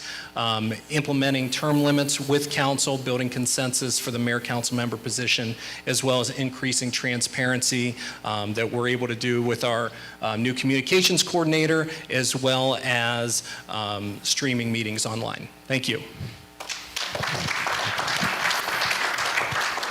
Repeat the question. The question is, what are your 3 top priorities for Louisville, and how do you plan to achieve them? Okay, my top 3 is to make sure that we have the adequate staff for our fire, our police, our roads, and our parks. That is very important to me because look what we have accomplished, and I want to keep it going. I want to keep it moving forward. How I will continue to do it is working with my council members to make sure that we can come up with the funding that will be able to handle that.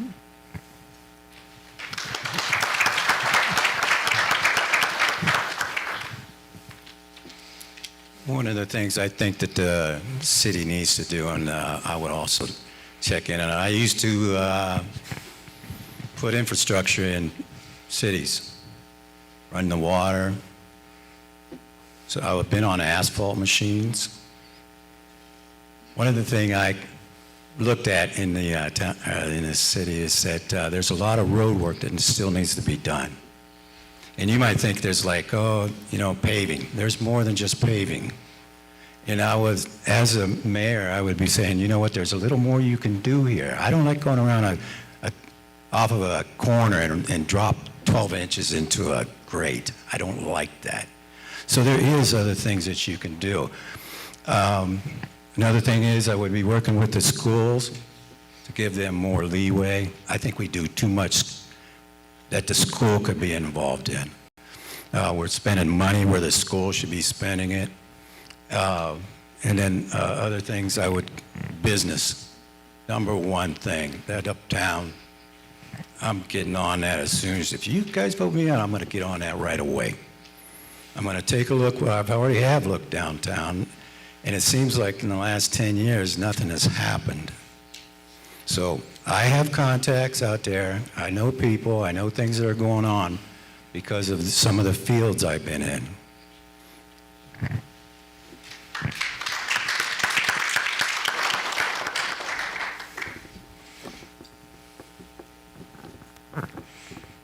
My top three priorities for Louisville would be to bring industry in to the existing buildings like ATI, like I suggested earlier, and to support Dave Maley, who's our economic director, in anything he needs to do that. I would support the most elite police and fire station there is out there right now in anything they need. I mean, we've got the best, and we need to keep them the best. Same with the service, the Parks and Rec Department. I mean, look, we have a beautiful city when it comes to that. I would also try to be come up with a way like we talked about earlier, to communicate better with the people of Louisville and let them know what's going on, what we decide in meetings, and get the information every first and third out every time we have a meeting. Try to find a way to get that done. Thanks.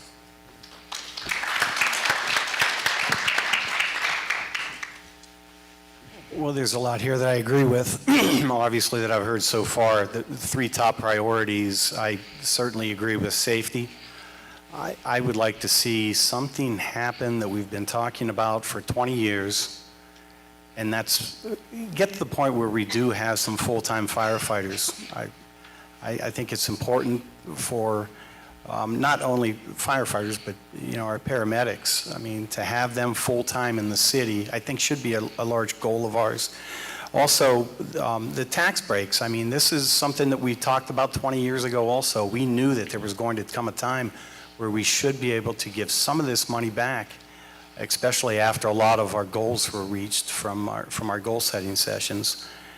And I think we need to work on term limits. We've been talking about this for years also, and it's probably something that could benefit our city. As I said, anybody in this room could run for one of these positions. But once you get name recognition, it's really tough to get somebody off the ballot. I don't care what level you're at, whether you're at the local, state, or federal level. Name recognition matters. Thank you.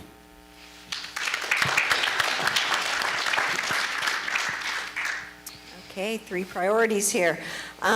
Supporting our police and fire, as well as our parks and roads departments, is super important. As the wife of a retired firefighter and police officer, I know how important it is, and I agree with Guy. Full-time firefighters, I would like to see that in our community.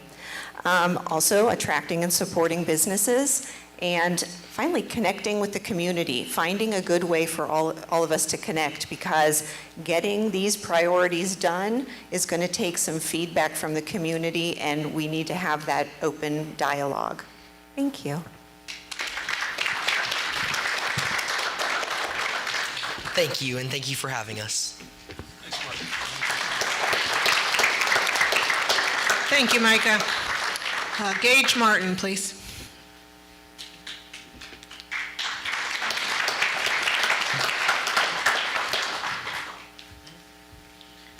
Hello, everyone. We've heard a lot about business and industry so far in today's meeting, and we are going to continue in that vein with a question from a concerned Louisville citizen that humbly asks, what will all candidates do to provide more jobs in the city of Louisville?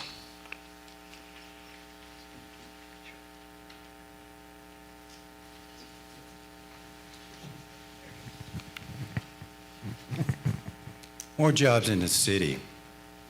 Now, that's not going to happen overnight. But if you got contacts around the area, and as much as I'm into different types of industry and stuff, when I go there and discuss things, I'm going to know some of their knowledge. I'm going to be able to talk to them at a better level. And bringing in businesses and keeping an eye, because I'm like that. I liked hiring people. I liked having people because I thought they were able to work and they were able to pay for things, and I'm a constant, like, always looking out for the worker. I've always was like that. My workers were very important, human resource. Even I was a worker in my own company. It took from me. And so the way I wanted to be treated, that's the way I treated my employees. And let me tell you, you can lose employees real fast. I've seen that happen. They come in, they don't like you, they'll be gone the first day. It doesn't matter what you do for them. But let's maybe some incentives. I know companies can actually do this, and you have to talk to the companies. Maybe they're not treating their people correctly. Maybe their wages need to be elevated a little bit. I know they got pretty high not too long ago. You know, going down there, and I said, I wish I could have earned that kind of money. But yeah, it's a hard thing to do.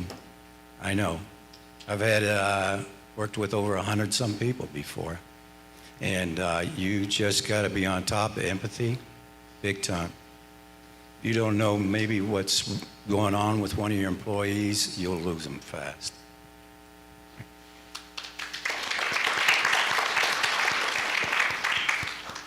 So this actually came up a few years ago when we were at goal setting, and they asked city council members whether you thought the city needed to grow, stay the same, or get smaller.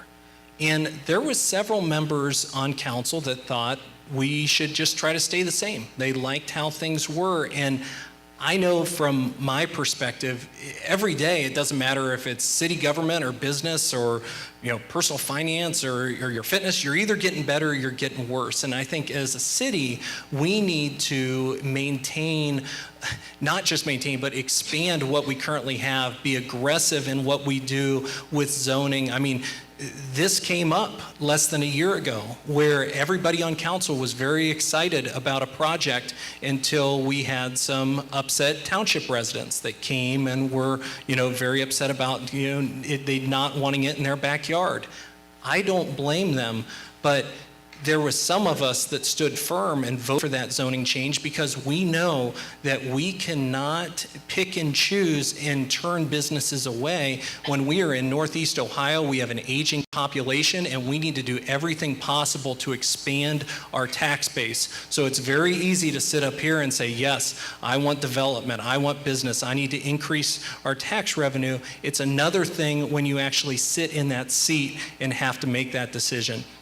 I'm letting you all know my decision-making framework is what is going to make Louisville a more prosperous community in 25 years plus, so that hopefully my girls can grow up, be successful, and if they so choose, move back and we have an even better community than we have right now. Thank you.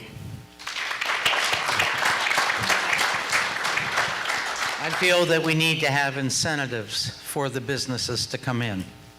We need to draw them in here, and then we need to keep porting them to make sure that they're happy and what they need to do so that we can keep people here. The Ohio State Extension Office is a prime example. They moved into the KMG building. They were searching all over. They had been in Maslin, and they were removed over there. So they were searching for a place. They wanted to be in our downtown area. The bad part about it is we didn't have any parking for them because they have a lot of people that comes in to see them for things. We didn't have adequate parking for them down in downtown. So Mr. Dave Maley got on the phone with KMG to see what they had to offer. And we were very fortunate to get that. I feel that with using our economic planning director that we have, working with him, he is working constantly trying to find incentives to get people. But we have to have people that have our buildings downtown do something with them. They cannot continue to sit empty. They need to get out and be cooperative to let us get businesses in downtown. That's the only way we're going to make our downtown thrive. So, thank you.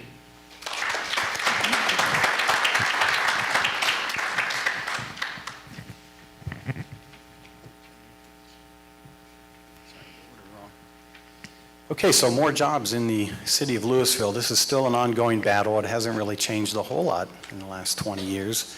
We do have our industrial park now, which those are the types of jobs that's going to change the income revenue, tax revenue for the city tax base. Sure, the downtown area would be nice to get some employees to work in some shops in our downtown area, but high-paying jobs is what we're after. And it is tough being in between Alliance and Canton, but those are challenges that we must face. And I agree with Corey, there's going to be times where there's going to have to be zoning changes that some residents in 44641 may not be happy with. We went through this a few years ago for the Redwood project, and I think that's probably pretty close to the area that Corey was talking about. I mean, if you look at that today, it has developed. It's created a lot better housing for Louisville residents, and it filled up. There was a lot of negative comments about that whole project until it went in. It can be done. This can all be done. It takes work. It takes work sessions. It takes goal-setting sessions that are long enough to accomplish the goals that we want to put together with the 5 heads of city council. And it takes all 5 of us. Thank you.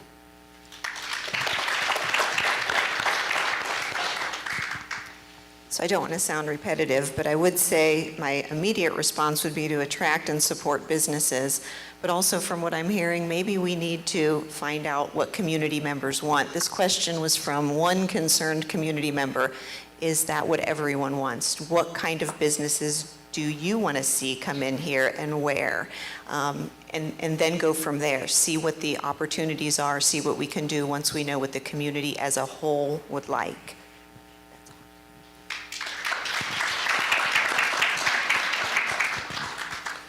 Again, providing more jobs means filling the empty offices at the KMG building. It means getting somebody in the J&L plant, the ATI, whatever it's called. I think we need to, I disagree on zoning changes because you bought your house in an area for a reason. You don't want to change the zoning to business or industrial in your backyard. I understand that. But we need to fill the empty and fill up what's here and get the downtown area to fix up. They're doing better than they were. They are getting a lot better. Thank you. Thank you all for your time. Thank you, Gage. Molly Wolf.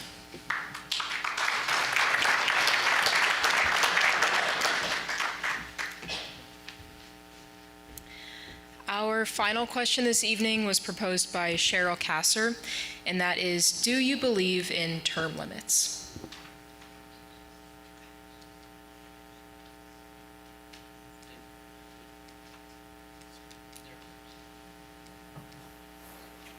Okay. I'm probably the one that they're aiming this at. What I will say is, term limits is important. However, if you've got something going good, why do you want to make the change? We have a lot of things moving right now in Louisville. It's because of working together, because we have a qualified staff that makes that happen. So why do you want to make a change if something good is happening?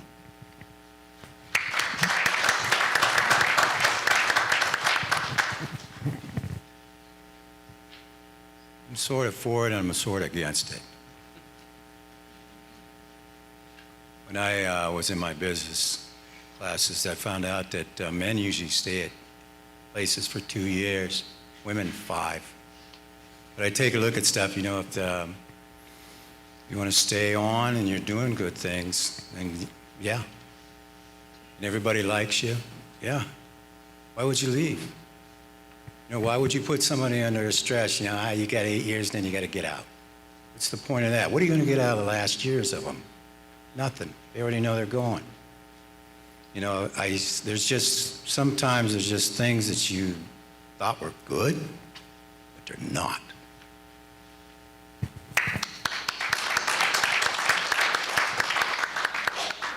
So yes, I am in favor of term limits. I think that it doesn't matter the level of government.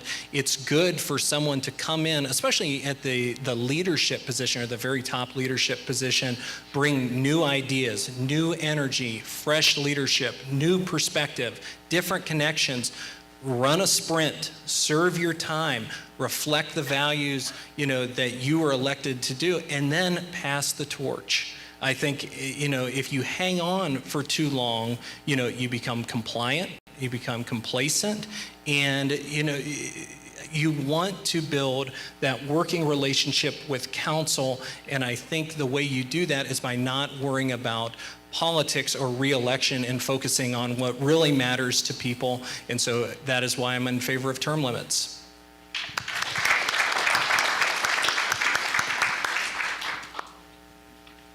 Yes, I am in favor of term limits. And as I was thinking through this, the thoughts that were going through my head were coming out of Corey's mouth. So new ideas, fresh ideas, and then get new people in there. That's the way we progress. The President of the United States is only allowed to serve 2 terms. Why wouldn't we have term limits everywhere?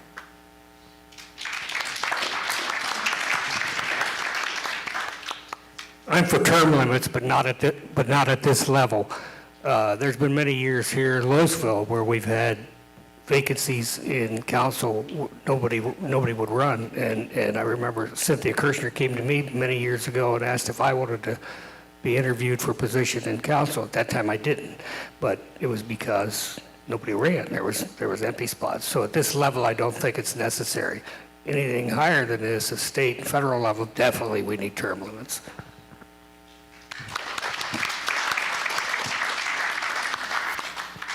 So I guess before I answer, I'd like to answer the question with a question.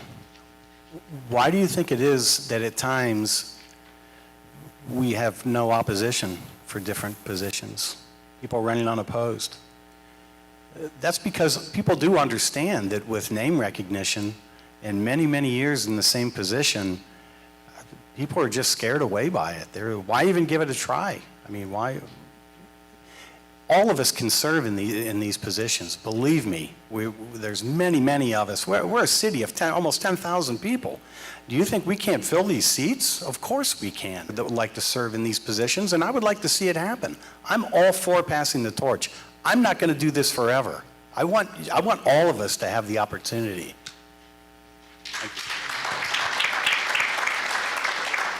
Thank you, candidates, and thank you guys again for your time.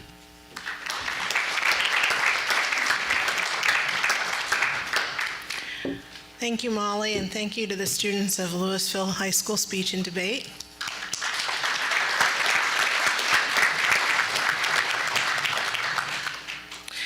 Okay, at this time, we are going to focus specifically on the mayoral candidates for the next few questions. So the council candidates get a little reprieve. And we will start on the first question for the mayoral candidates. That is brought to you by Beth Bruner. And she would like to ask, as a candidate for mayor, what does supporting small businesses mean to you? And specifically, how would you support the small downtown businesses?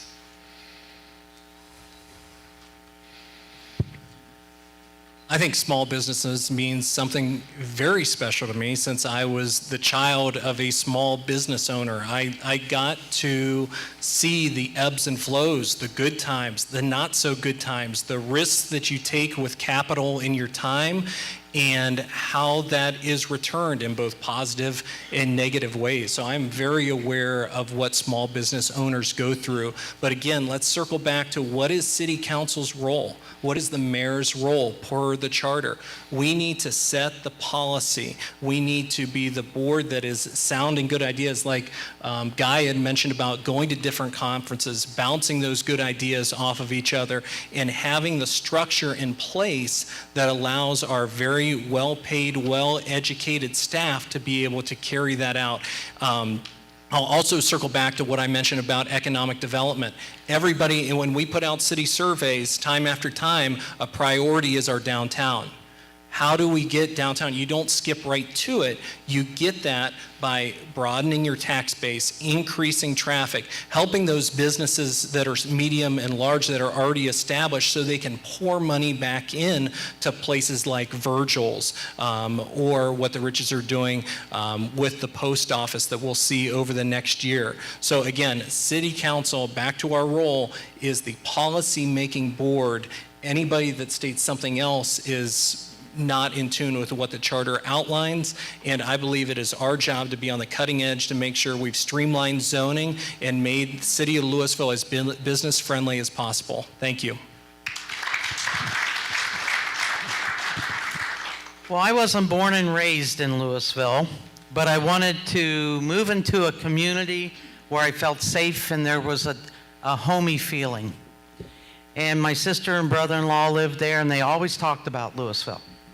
And so I built a home, and I've been there for 24 years. I love coming to the downtown area. I love going into the different stores. The bakery.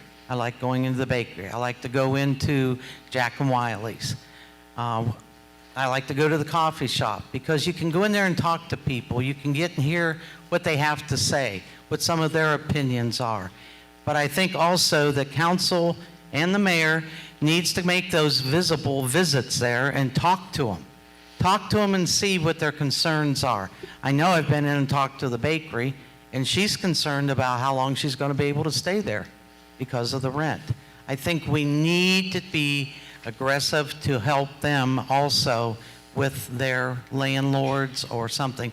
We need to go in and talk to them and find out. That's our role.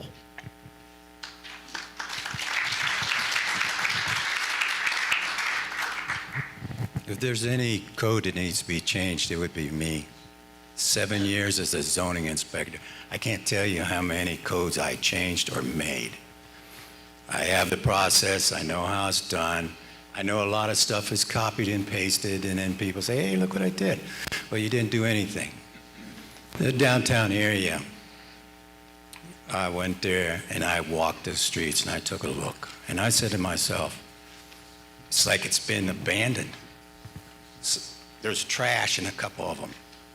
And I was like, this can't be. You just can't do this. If I was mayor, I would be looking at what you can do that some of the people here said you can't. I feel like we've been overrun. As a zoning inspector, you can stop things. Not everything can just come in there and just say, hey, this is what I'm going to do. No. And I would have to say that more than likely the reason why your downtown is the way it is because your zoning inspector wasn't doing a good job. Your appeals board wasn't doing a good job. Those control businesses. If you don't want them in or you feel like there's too many of these businesses in, you can put a halt to it. But they haven't. I don't know, maybe it's the tax dollars that come out of these stores and they say, just come on in. But there was like a not watching over. I felt right now that Louisville is like a box, a puzzle, and you got a bunch of pieces in there. They're all good. You just got to get somebody that knows how to put them together correctly.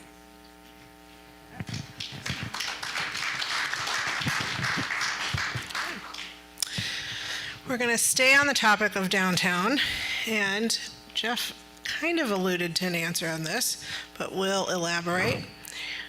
With the ever-growing popularity of Umbrella Alley and visitors from all over the country, literally, there are many downtown buildings that are unsightly. If elected as mayor, how will you help to hold individuals accountable who own these buildings in town and responsible for maintaining the repairs and getting tenants in those buildings? That question was by Candace Few. Well, there's a lot of things you got to work past. Historical Society, they can come in there and they can make you do things or not do things. And you got to take a look at it. Some of that downtown looks like it's been burnt, fire was put out, and nobody did anything to it. And I stare at that, and I'm saying, you know what? There would be some things that I would say, you know, this would make the town better, like putting a gable roof, go down through there, and then go around and start looking at other towns and see what they've done. You know what I mean? Fencing. I actually put a plan together for Louisville before I got here, all right? How your buildings will go. We lost 2 streets, all right? That alley's a street to me. And in the back, there's parking. If you miss 44, you're going to have to drive downtown and then come back around. If you put the administration back in there, you're going to have designated parking. How many are you going to lose there? You know, there's plenty of places to do other things, but to take up the room of your downtown is wrong, all right? You just can't do this because there's a lot of people who, I wouldn't mind driving up through the alley and parking in the back. There's some, you know, businesses that actually have taken up spaces and they've said designated for so-and-so. Yeah. Well, that whole area, I had to laugh because you got that old firehouse back there. I said, that thing needs to go. If you didn't need it, maybe something's wrong with it. Maybe we ought to get rid of it. Then I started laughing about it because I was talking to one of the business uptown. What a good drive-through. You know what I mean? When you got the garage So maybe you ought to just do it in business and start working businesses down through that back side. I think that's a good idea. Thank you. Do you mind restating the question? Absolutely. With the ever-growing popularity of Umbrella Alley and visitors from all over the country, literally, there are many downtown buildings that are unsightly. If elected as mayor, how will you help to hold individuals who own these buildings in town responsible for maintaining their properties and achieving tenants? Very good. Well, as the only candidate who is an initial supporter of Umbrella Alley and current volunteer, I think there is a lot we can do downtown, and we have been doing over the last several years. That's a carrot and a stick approach. So we have stepped up inspections in the city of Louisville, and it's something you may not have seen, to the public, because these are things that we want to go and be proactive, and we know it's a lot easier to work with a building owner who's moving in your direction and willing to hear you out, years in court. Go to any small city that does not have a thriving downtown, and they can tell you all about it. So we have stepped up inspections. We have had a lot of improvements on things even as small as water flow and concrete and sightliness on the back. If you go to Uptown Joe on the back, that has been addressed by our inspector. North Canton, I know recently, at least I saw in the Canton Rep, has looked at doing something with empty storefronts. I am completely open to that idea, and again, I think that's something from best conferences and meeting with people in our local cities that we can adopt best practices and we don't have to reinvent the wheel. And the last thing, I'm very excited, regardless how this election goes over the next year or two, to see the transformation of the green space. We have a plan in place. Todd Pugh has helped put that in action, and it is going to be something to see. It's going to increase parking. The green space is going to be developed into a park. We have capital set aside that's going to do it. It's not going to require additional tax increases. So I think the vision and the future of downtown is bright, but we go a lot further when we're working with those owners and helping meet their needs than just coming with a stick. Thank you. I agree with Corey. That was one of my main things, is we have been working with getting the zoning codes changed that will help the businesses. They won't be so strict for them, and help to track the businesses. But we've got to get the owners that own the buildings now to cooperate with us, whether it's to help them financially, give them a tax incentive, anything to do that. But then once we get these businesses in here, we have to support them. That is a main thing that we have to do. We have to support them. We have Umbrella Alley, which draws a lot of people. I don't know how many times the people have come in, and I've been out there, and they'll say, what else is there to do? And you know why? Because we got the empty buildings, or we got the businesses that are there, but they're not open. That's the sad part about it. We can go to Beatty's, they're open all the time. But we can't go to Uptown Joe's because I believe they're only open till 2 o'clock. Where can they go for lunch? Well, Unhitch is only open a certain amount of time. Scratch is only open amount of time. Well, you can go down to Grinders, or you can go to McDonald's or Wendy's. That's what we have to do. We have to find something that's going to be a little niche, and we have to support them and make sure that they get open for us.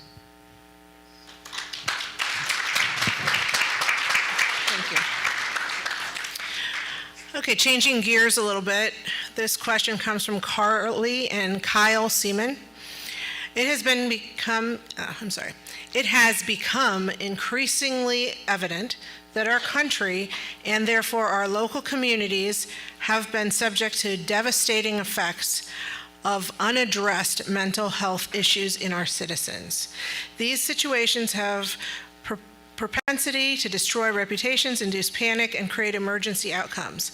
As mayor-elect, how do you plan to address the importance of fostering mental health and coordinate local resources to ensure advocacy for all Louisville residents? I do believe that the county has things for the mental health.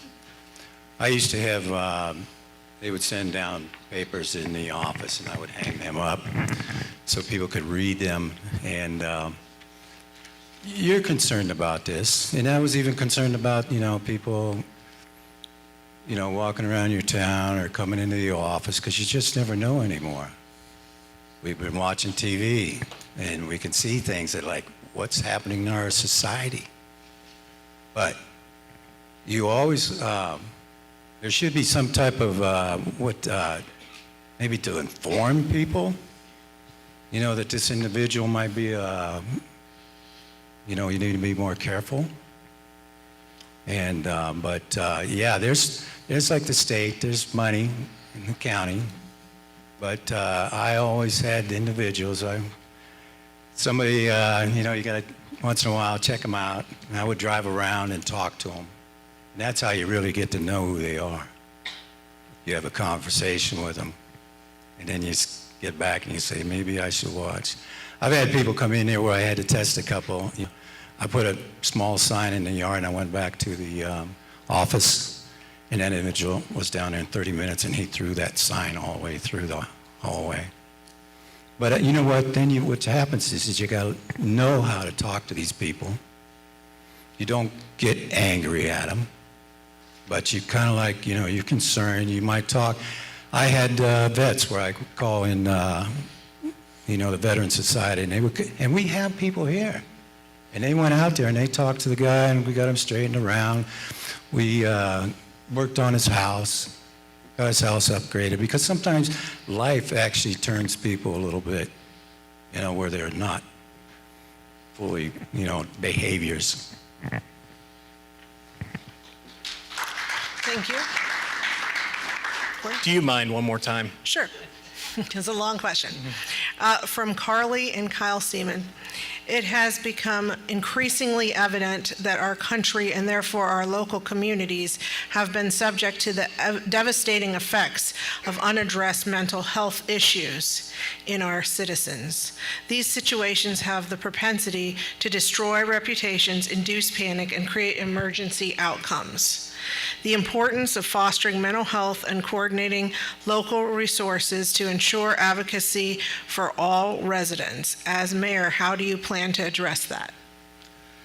I think this is a societal issue. This isn't a Louisville, Ohio issue, but we've been hit particularly hard in the Midwest. A lot of times you see homeless, and really homeless, it's not that they're down on their luck and they can't find a home. It's an addiction. It's a mental health issue. And so when you look at the agencies around the county, I work on a weekly basis with the JFS, and I understand they are strapped due to lack of funding. They are strapped with a lack of human resources, and really the laws have changed so much that sometimes things have to be very, very, very bad for them to even consider intervening. But in the short term, what can City Council do? What can the mayor do? As a City Council, we voted unanimously to support Issue 1 with a Stark Board of DD. And I, again, as the mayor, would rely on our well-trained professional safety services, our police and our fire, that if and when those situations arise, that they will be able to connect them with the community needs and the community resources that are available. And I've seen firsthand over the last several years how we were able to do it. It was a former player when I coached basketball, and he was on the streets and he was down on his luck. And the last I heard, our safety services were able to get him the right kind of help, and I have not seen him out, disrupting the peace since then. So, thank you. I think we should be involved with our churches. Some of our churches have programs that can help these type of people. I know we have programs that goes on Tuesdays and on Saturdays. We also need to support our county agencies, which we did with Issue 1. But our police and our fire deal with this day in and day out. And I am so thankful that we now have a dog named Booker, that goes around and helps with those that have some issues. And I think we need to be supportive to our own staff also, because they need the support for everything that we can give them. Thank you. Okay, these last two questions for the mayoral position were the most popular. I allowed the citizens of Louisville to ask questions, and I probably got over 50 for this particular question. So I'm sure a lot of people will be interested in the answer. Two of the main people that wrote in had very succinct question, and so I will go off of Candace Few and David Shore's question, and that regards taxes. A lot of questions and thoughts have come about regarding the issue of lowering taxes for the individuals in Louisville. How will you do that while maintaining the city's budget over the next 4 years? Taxes are complicated. If you look up the auditor from the state, try to read that. You'll get something here, and then a part of it will be down below it, and part of that will be below that. Taxes, I figured mine out, and it was going to be 17 cents a day. I said, keep it. I don't want it. As long as it stays in Louisville, I'm fine. But, you know, I've been through different states, and I've seen the different ways people tax people. I saw one where if you went over into another state, they hit you with a use tax when you got back. They made code for the banks. And the banks would turn around and they would say, oh, the guy just wrote a check over in that other state. They would tax us. So even if you think that you're going to get away with it, oh, give me a tax break, and somebody finds out about it, you might not, you're probably going to run into another type of tax. And I know how this works. I've been in business, and I know the taxes that hit me. And I try to tell people, I say, if you get into business and you're alive, you might as well just get used to it. You know what I mean? But you take a look at it and you say, well, what, maybe do some capping on the taxes? That might work. You know, you work out of town, and what do? They tax you there. You come back and they give, well, we're going to give you an earned thing here, and you're going to not pay. But right now we're at, what, 2%? Something like that. Can that go up? Sure. But right now, I think the town's doing pretty good, the city, and they're bringing in a lot of money. I don't want to see them spend that money on something just because they got the money. Keep the money, and then, you know, maybe give yourself a couple years and then come back. Say, you know what, but are you in that group that's going to get tax cuts? Are you? I know that there's a lot of federal stuff come out, and I never made it into those special groups.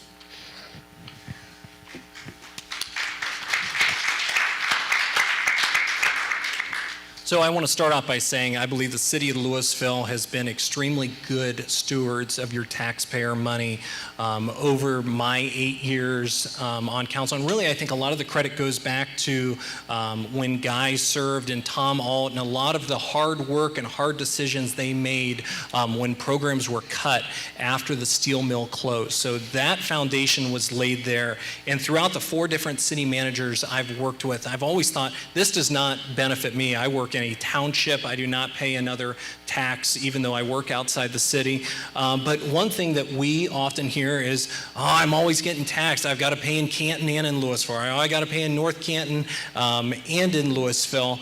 And I think after issue 6 passed, which freed up 25% of our reserves that no longer subsidized water and sewer bills, I believe it is a small token that the city can say, thank you, we have been good stewards of your taxpayer money. Our average surplus has been $535,000 over the last 5 fiscal years. That's the last 5 added together, divided by 5.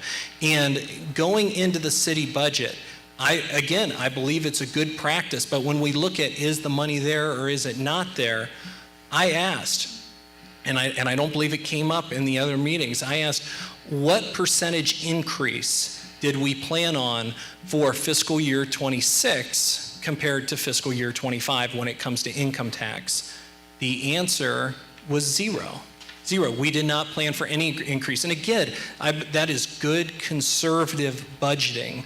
But if you look at our track record, when the year ends, we always have more money than we have started with. We have $1.8 million above our 25% reserve right now, and I believe it's a small token, not life-changing, but even using Mayor Fallett's numbers that I saw she posted online, $70 for an average person making $70,000 that works outside the city, I think it's worth doing. Thank you.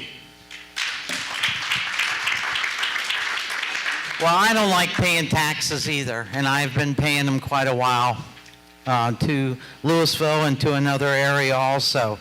But sometimes it's necessary. If you want to have, to keep our departments going, it's important to keep that money there for you. There has been times when I first was on that we were underfunded and we couldn't fund these things like we are now. And I think, I think it's important that we continue to take care of our police and our fire and our roads and our parks. Yes, we might have this money to carry over as a surplus, but we also have commitments that are out there. And those commitments are going to have to be paid in 2026 as well as in 2027.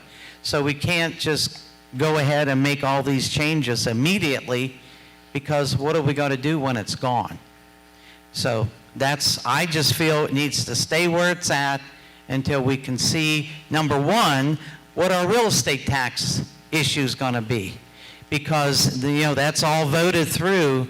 So we depend on $800,000 coming from real estate taxes. What if we don't get that $800,000? What are we going to do to make our department safe? So that's my feel. We need to keep it right where it's at.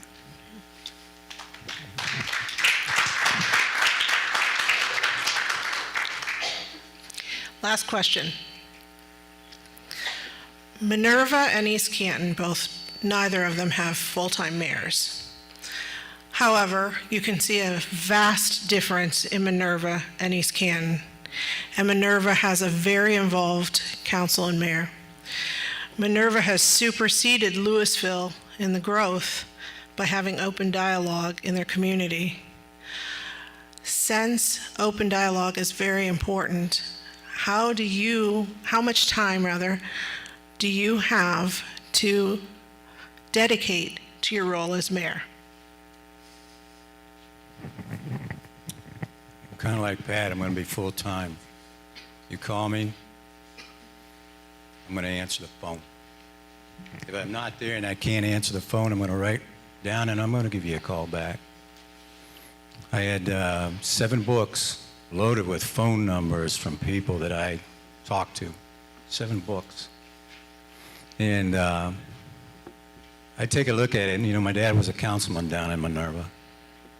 And I knew the guy who was their administrator, and they worked very hard. They got a swimming pool down there. And the roads were starting to be taken care of because some of the pipes under the ground were 100 years old. But they worked hard. They got money. Dave was very good for getting grants. And because you write grants well, they'll give you more grants. You know what I mean? That's the way it worked. But yeah, I go down to these other towns and I take a look. And I say to myself, wow, you had people with good ideas. That's why I'm running. I'm an idea guy. If you want to stay, the last 10 years, you got to take a look. Was there people with ideas? Well, they sort of did. You get some ballparks. You got some other things down at the park. And we got other parks running around here. I don't play pickleball. All right? I don't know about you. But there's just little things. I'm like, we can be focusing a little bit more on dressing up our town. But for some reason, they say, well, we have to talk with the people that own that should have already been done. Should have already been done. But it hasn't been. It's because maybe they're too busy. I don't know. to take a look at their town. When I got here and somebody told me that I went uptown, I was like, oh my lands, this place needs redone. Thank you.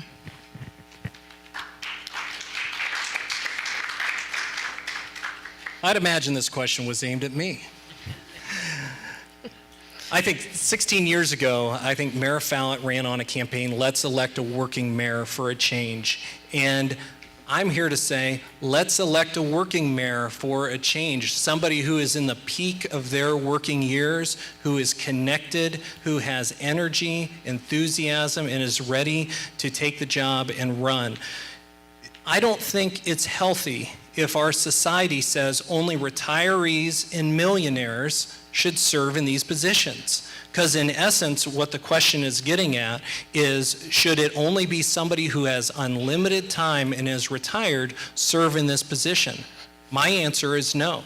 I think we have more to offer, and especially if we look back to the council members and the council members running that have endorsed me in terms of relationship building, the things that we can accomplish together.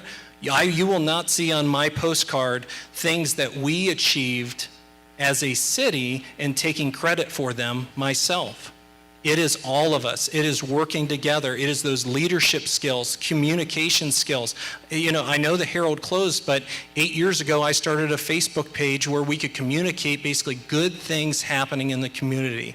Now I have over 1,400 followers, and I try to share out as much good news as I possibly can about the local businesses in Louisville. It's not just about how much time do you have. It's about how do you use that time. What do you know, and what are you willing to do? I believe for that reason, I'm the best candidate to serve as mayor council member. Thank you. Thank you. Okay, first of all, I'm not a millionaire. You don't get rich on our wages, and that isn't why you run. You run because you love your community and you want to do it. I have been a full-time mayor ever since I've been elected. I am out at everything, and I will not change anything that I'm doing. I might have this white hair up here. It makes me look old because I had a little bus student tell me that my hair is that color because I'm old. But I still have a lot of energy, and I still have a lot of good ideas that we can work together as a council and continue to make Louisville great. I love what Minerva looks like. Every storefront down there in Minerva has something in it. I love the murals. We've already started to talk about murals being put on some of our buildings through Arts and Stark and some of our own artists in our own community. I like to see that stuff. I like to see something better than these ugly bricks that's on these walls. I like to see something looking nice that attracts people to come here and see the artwork. That is what I continue to say when we talk about doing things. But I will not change what I have done in my last 4 terms. I will continue to do the same.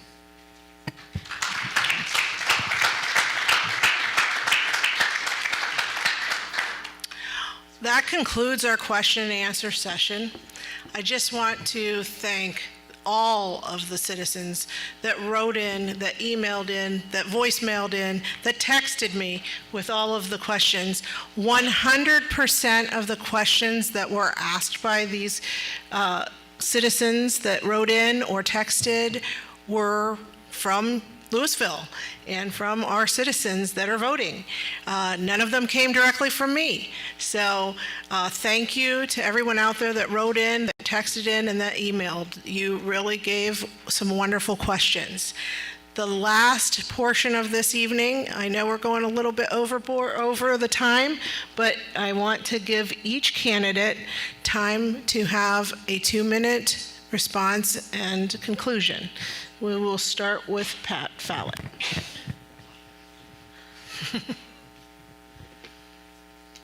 The only thing I can say is that I moved here 24 years because I thought this is where I wanted to be, that I could be part of a good community and maybe make a difference. I built my home and I stayed here. I love the schools. I love what all we have to offer here. And if I'm elected to my 5th term, I'm committed to always looking forward to innovating, to make our city run efficiently, for our public safety, and get some development going downtown so that people will want to come here, raise their families, and stay.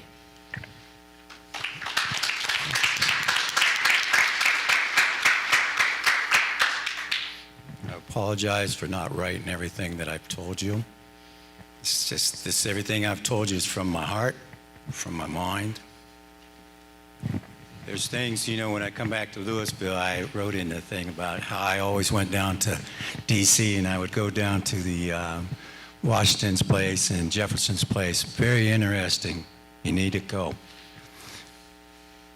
I had a thought in my mind about the end of the town and the city, and I said, there's two guys up there that have been painted, and this is really nice to me. And I asked about it, and there was like a little thing that came, and I really didn't pay attention, but now we got reading. You got to read now when you get to that stoplight. And I was like, I don't want to read. But you know, we got talented people here in Louisville. I mean, very talented. We used to be very good at football, baseball. You know, we were very good at things.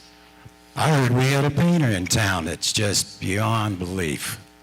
And I say, as a town, we need to start contracting with local people. Keep our money here. We could have turned around and paid that little painter to touch this stuff up. But now I have to read, and I asked the guy, what was the cost of those two big mats on our end of our town? He said it would have cost you more than to have that little painter come in. Thank you.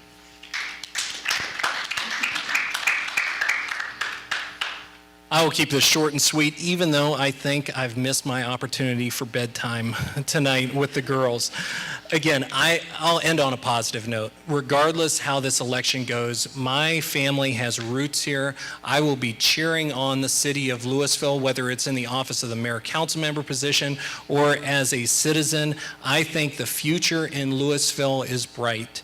We have demonstrated that by the progress we've made financially as a city, what we've seen happen with our downtown, our buildings, our tax revenue. That's one thing that we look at on council is year after year, whether it's individual income or the corporations, it continues to grow. And that is a credit to the people that live here and the people that choose to own businesses here. So as mayor council member, we've just about beat this dead horse tonight as good as we can beat it. But I just want to promise you that I will continue to serve and work hard on behalf of all citizens in Louisville and make sure that we have strong neighborhoods, great safety services, and do everything we can possible. I think we only talked about it once to support our great school system. Thank you.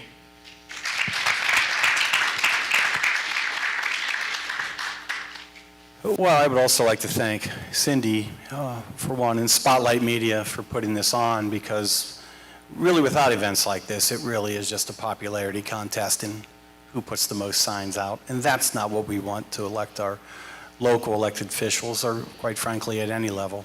I would also like to thank all 5 of these candidates sitting with me up here, because these are not easy jobs. It's not easy to campaign for a position like this. And they clearly love their community or they wouldn't be doing it. I would also like to extend that thank you to all of our Board of Education candidates, because they are in the same position. It's not easy. We do love our community, and I can tell you that if you decide to vote for me for Louisville City Council, I will gladly serve another 4 years and put my 8 years of work back into our city. If you decide not to, and I do not win this election, we are still friends. I can tell you that. Thank you very much. Well said. All right, lots of good information tonight. I hope all of you have gotten something out of this that will help you make an informed decision. Thank you all for coming out tonight and showing interest in our city government. This is how Louisville will grow and thrive. We can do great things when we work together. I want to thank my family and friends while I have a chance to for all the support from walking in the parade to putting up yard signs. Corey and Guy helped me through the campaigning process, so I'm really appreciative of everyone who has been supportive. There's a saying that I like, there's a lot of sayings that I like, but this one kind of applies right to this situation. No one person can change the world by themselves, but they can make a little piece of it better. And that's what every candidate should want, is to just do their part to make everything a little bit better. I'm going to go into social studies teacher mode for a moment to end. I would greatly appreciate your vote next week, but if you choose to vote for someone else, that's okay. Be part of the process. Be part of what you believe is going to be the positive change for our community. Vote for someone and then support them. Thank you.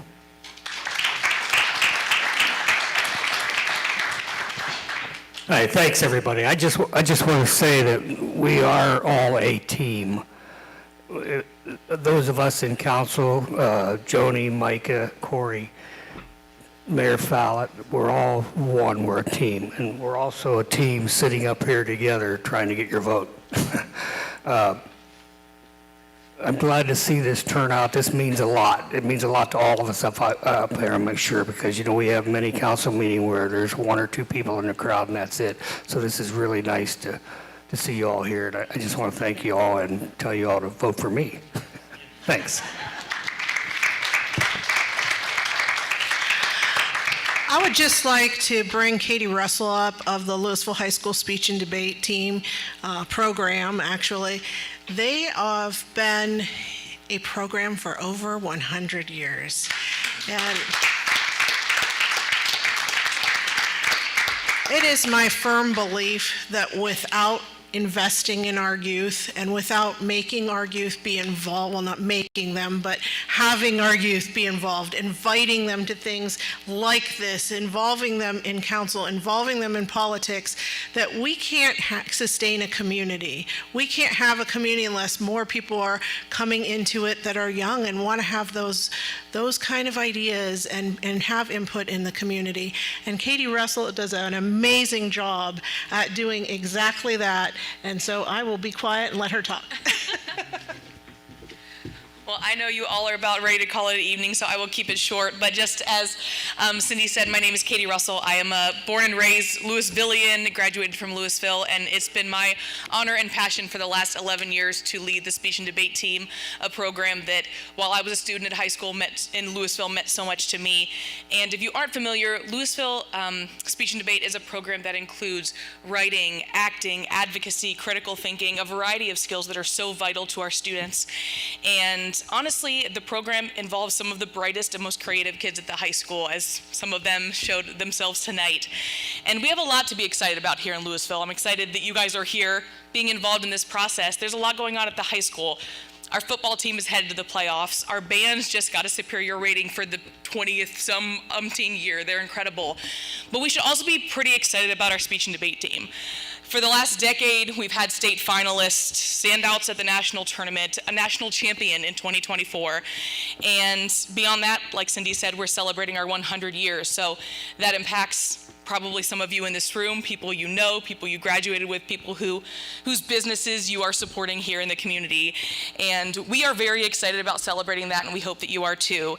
And just as you are here today to become more aware and to support the people on this stage, we just ask that you be aware of our speech and debate team and our incredible students. Support them as well when you are at the ballot boxes here in about a week or so, and continue to support our kids and our speech and debate students. Thank you.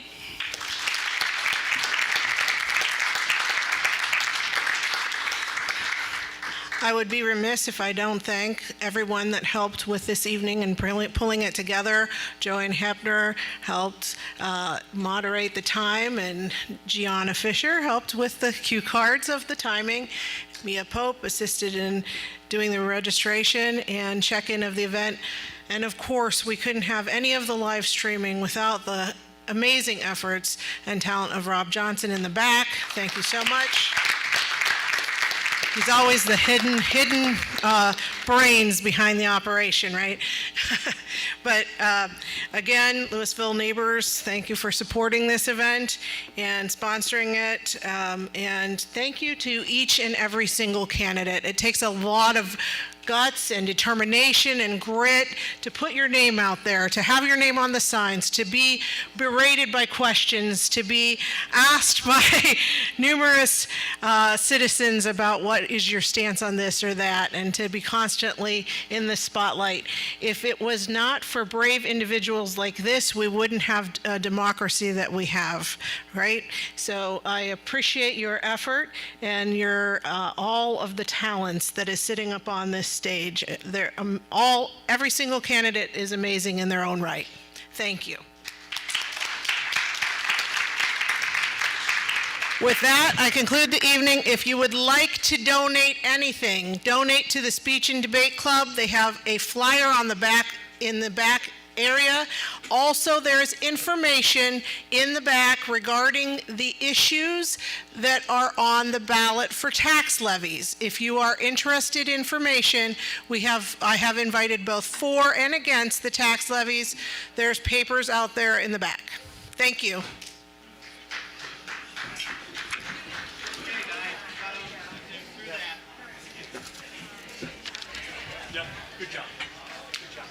And that was the Meet the candidates here for Louisville, Ohio, Mayor and City Council. It was a very informative evening, and I think it was pretty phenomenal how everyone came in, sat down, and the conversations were had. I loved it. So I want to thank everybody for joining us tonight. We had a great time, and if you didn't gain any information from here, then you need to watch again. So for all of our mayor candidates, Mayor Pat Fallett, Jeff Shipman, Corey Street, for our council members, Guy Gadone, Tricia McAllister Atkins, and Jim Taylor. We appreciate it. For Brody Brown, Micah Lowe, Gage Martin, and Molly Wolf, what an amazing night for young people to be involved. And for Cindy Fisher and Louisville neighbors, we really, truly appreciate her and her efforts to put this together. And, of course, our friends here at Christ Church of Louisville for allowing us to have this event here. So I'm going to go ahead and sign off tonight. Again, we really thank you for joining us tonight, and we'll see you in a gymnasium, stadium, or event near you. Till next time, everybody, have a great evening.